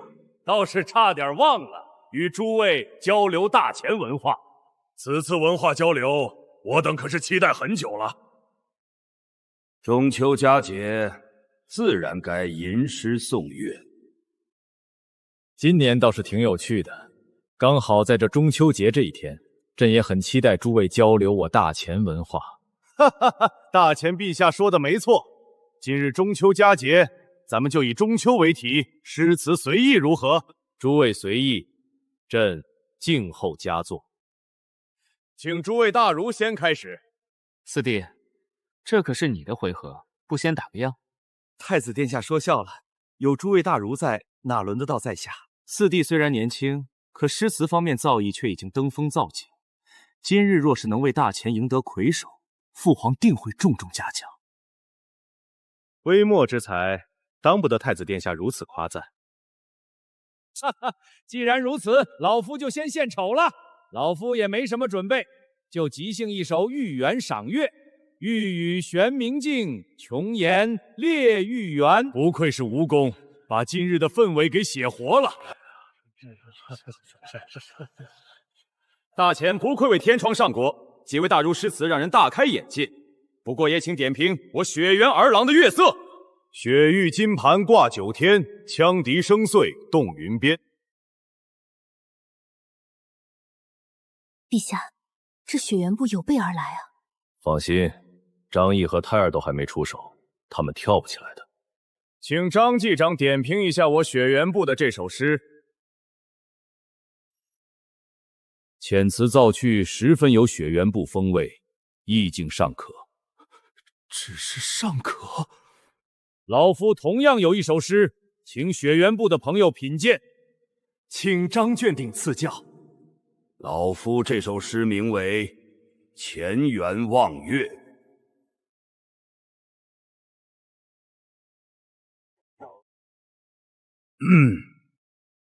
玉宇星河转玉团，龙城灯火耀金銮。不知老夫这首诗如何？不愧是大钱诗圣，这首诗绝对是咏月寄行的绝品佳作。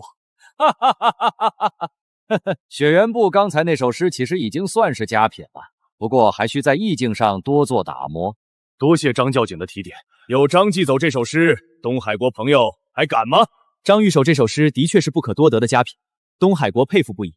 不过小王听说大钱年轻一辈当中，四皇子诗才无双，乃年轻一辈第一人。小王斗胆想要挑战一下四皇子的诗词，既然东海国想要挑战，本王自然不会拒绝。只不过大钱年轻一辈，本王可当不得第一。那家伙可是把大钱文坛全吊打了一遍，幸好他今晚没来，请四皇子赐教。本王这次就不作诗了，写一首词吧。巧了，小王也是一首词，词为《乾元乐中秋祭月》，桂魄巡天清辉喜，倒数满人间。好词，再过几年，四皇子恐怕要成为真正的大钱诗魁了。好词。四皇子不愧是大钱年轻一辈的诗词魁首，那么接下来就该小王献丑了，请。双轮缺，蓬夷照进苍生谷。放肆！张家主觉得小王这首词可有冒昧之处。小王自知资历尚浅，还需要与诸位大儒和大钱文人多学习。请诸位点评一下这首词与四皇子有多少差距？本王的词输了。四皇子哪里的话，你可是大钱年轻一辈的诗魁，咱们只是交流文化，谈何输入？呵呵，大钱年轻一辈诗魁可不是本王，难道大前年轻一辈还有比四殿下诗词造诣更高的？去把苏恒给朕叫过来，不管他在干什么，必须给朕过来。不知是何人能让四皇子如此推崇？今日是否到场？朕已经让人去请，要不了多久就能过来。那小王就恭候这位大前才子了。这才叫生活啊！安平伯，唉，怎么中秋节也不给个躺平的机会？安平伯，陛下召你入宫，快跟奴婢走吧。老高，什么事儿这么着急？难道陛下又中毒了？呸呸呸！小祖宗，此话乃大不敬，可不能胡说。不然你这么着急干嘛？陛下让你去中秋宴作诗。不去，没兴趣。哎呦，我的小祖宗，这可不是你不想去就能不去的。陛下可是说过，无论如何都要把你给带回去。怎么还有逼着别人写诗的？东海国使臣与四皇子在宴席上斗词，略胜一筹。陛下让安平伯去，现在能走了吗？四皇子竟然比不过一个东海国使臣，那可不是什么使臣，而是东海国的王子。走！恕他娘的，小小东海国也敢在我大前放肆！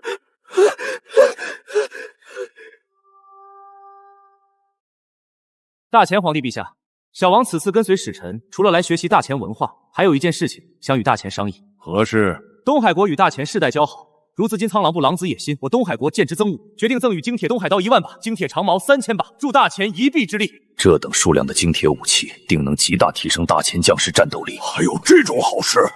应该不会这么简单。有何条件？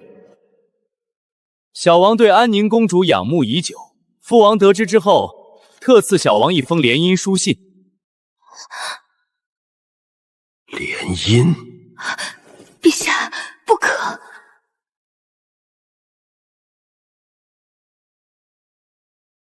朕懂。若陛下同意，东海国还会送上白银500万两作为聘礼。500万两，东海国好大的手笔。陛下，臣觉得联姻对我大前有利。安宁公主本就到了适婚年纪，东海国王子才貌双全，这倒是一桩好姻缘。东海国竟然想与大前联姻，老苏，你不出来反对一下？老臣，这可是1万多把精铁武器啊，能救多少将士的命？陛下，臣觉得不妥。臣也觉得不妥。上官大人觉得为何不妥？臣觉得呵呵，我来替上官大人说，区区弹丸小国的王子，也配娶我大前嫡长公主？苏恒，这里是招待藩邦的宴会，岂容你来放肆？我大前乃天朝上国，对外邦以礼相待，你怎可说出如此逆不道之话？苏恒破坏我国与藩邦友谊，此乃大罪，请陛下责罚。又大逆不道！你们口口声声说我大前乃天朝上国，却一个个去跪舔藩邦的王子，这是天朝上国能做出来的事情？你这纨绔，懂什么外交礼仪？呸！你们这些废物，自诩大儒，连藩邦小国都比不过，书都读狗肚子里去了。一群大老爷们儿用一个女孩子的终生幸福去换利益，圣人教你们的就是这些吗？和亲睦邻，自古便有。你一介纨绔，怎懂交之礼？此乃我天朝上国怀谋之德政。苏恒如此阻拦交好，老夫怀疑你是别国细作。联姻，我大前乃天朝上国，需要让一个女孩子与藩邦联姻才算交好。东海国送刀，你们卖人；藩邦砸钱，你们跪舔，这算是哪门子的礼？陛下，臣觉得一个国家如果牺牲一个女孩子换取利益，是对这个国家的侮辱。今日我大前尚且强盛，他们都想卖公主，明日是不是要卖祖宗社稷？如今大前风雨飘零，苍狼部骚扰不断，东海国欲大放支援，实为雪中送炭，简直可笑。休养生息，也就只有你们这些读书人畏畏缩缩。我大前的将士谁会畏战？谁会怕那苍狼部？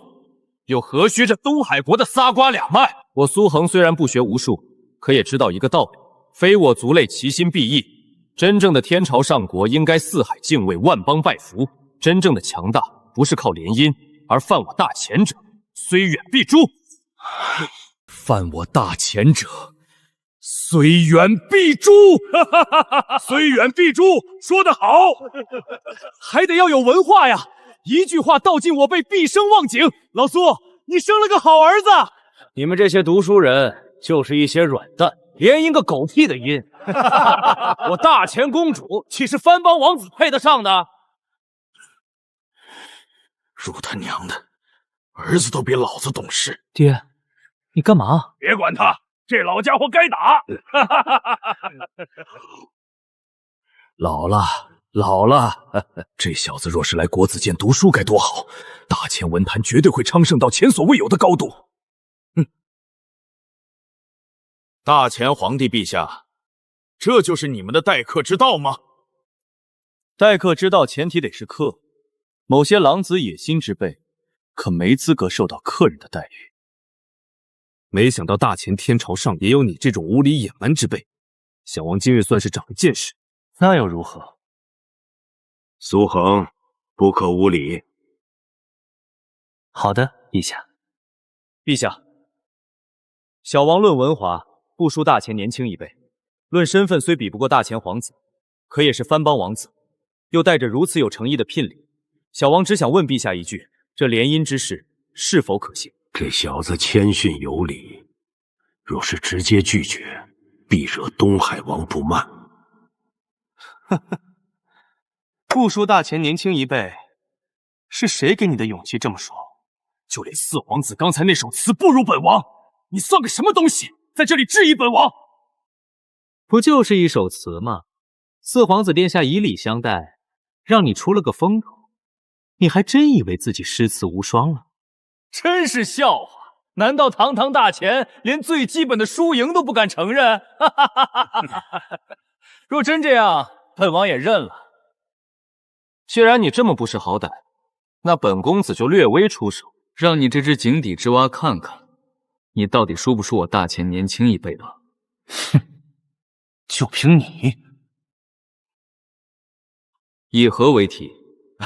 以中秋为题。刚才东海国的词是四皇子好像在对苏恒示好，很正常。苏恒是陛下叫来的，这时候再和他作对，就是在和陛下作对。多谢四皇子，本王惭愧，接下来就交给你了。听完本王这首词，你可还有信心？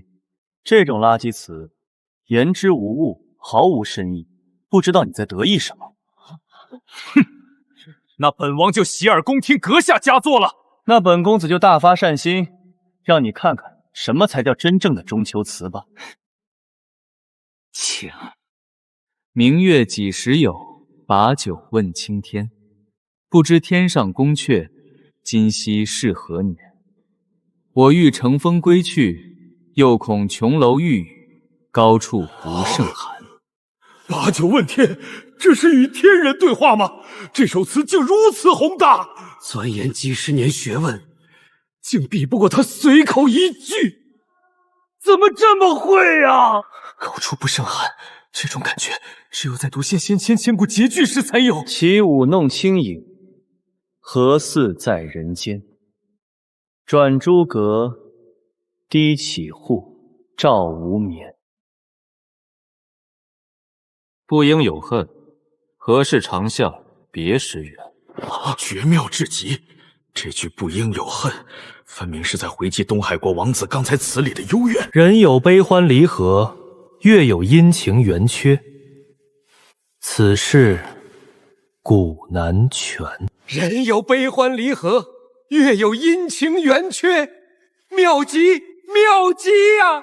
这等通透的词句，竟是出自一个嚣张极的顽固之手。人有悲欢离合，月有阴晴圆缺。我用百姓分割朝奉大前，他竟以自然三竿直接碾压了我的眼界和深度。大前何时出了这么一位诗词无双的年轻人？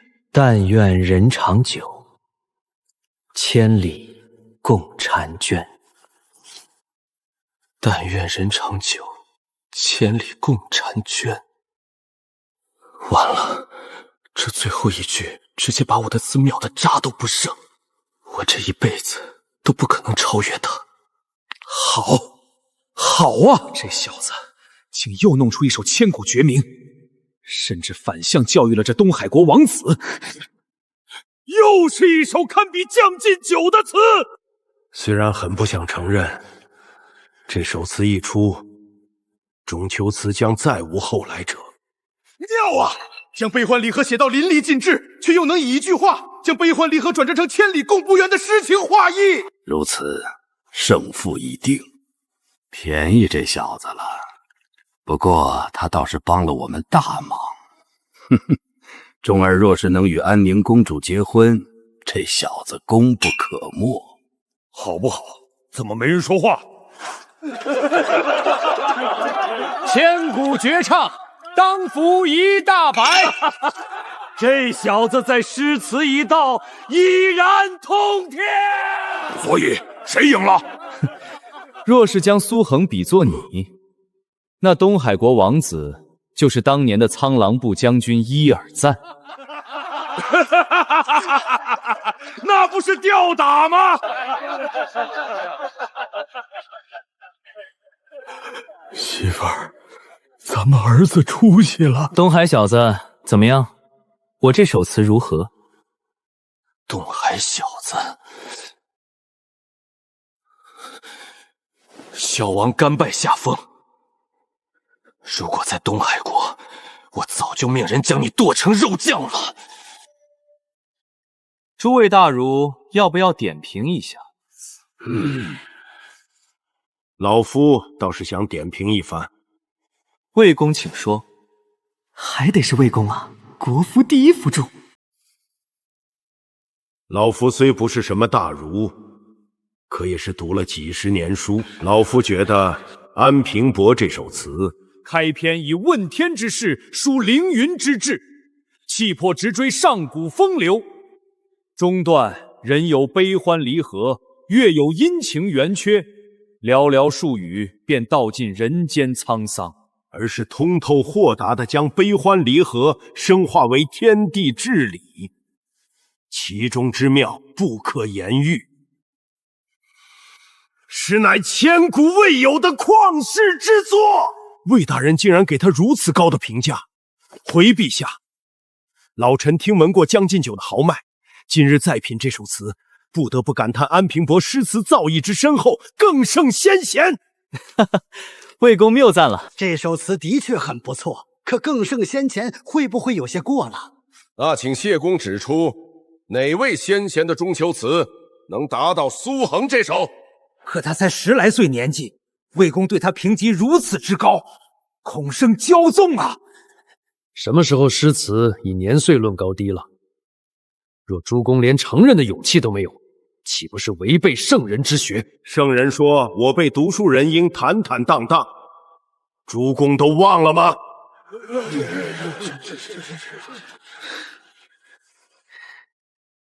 魏公啊，你真是我最好的朋友。陛下，安平伯以此词护我大前文道尊严，老臣认为当昭示天下，展现我大前文派长生，非蛮夷可轻辱。这有些过了吧？诗词交流而已，魏公何必上纲上线？魏大人觉得该如何赏赐？安平伯家境殷实，应该不会在意钱财赏赐。如今大前诗圣已经有张继久，而刚才安平伯吟诵那首词的时候，颇具诗仙风范，不如就给他诗仙封号。谁会嫌钱多？不过这诗仙名头，倒能好好恶心一下这些读书人。诗仙，陛下，臣觉得不可。安平伯虽然写了几首不错的诗词，可他作品并不多，如何担得起诗仙之名？臣也觉得不妥。若几首诗词就能让陛下封号，岂不是让天下读书人笑话？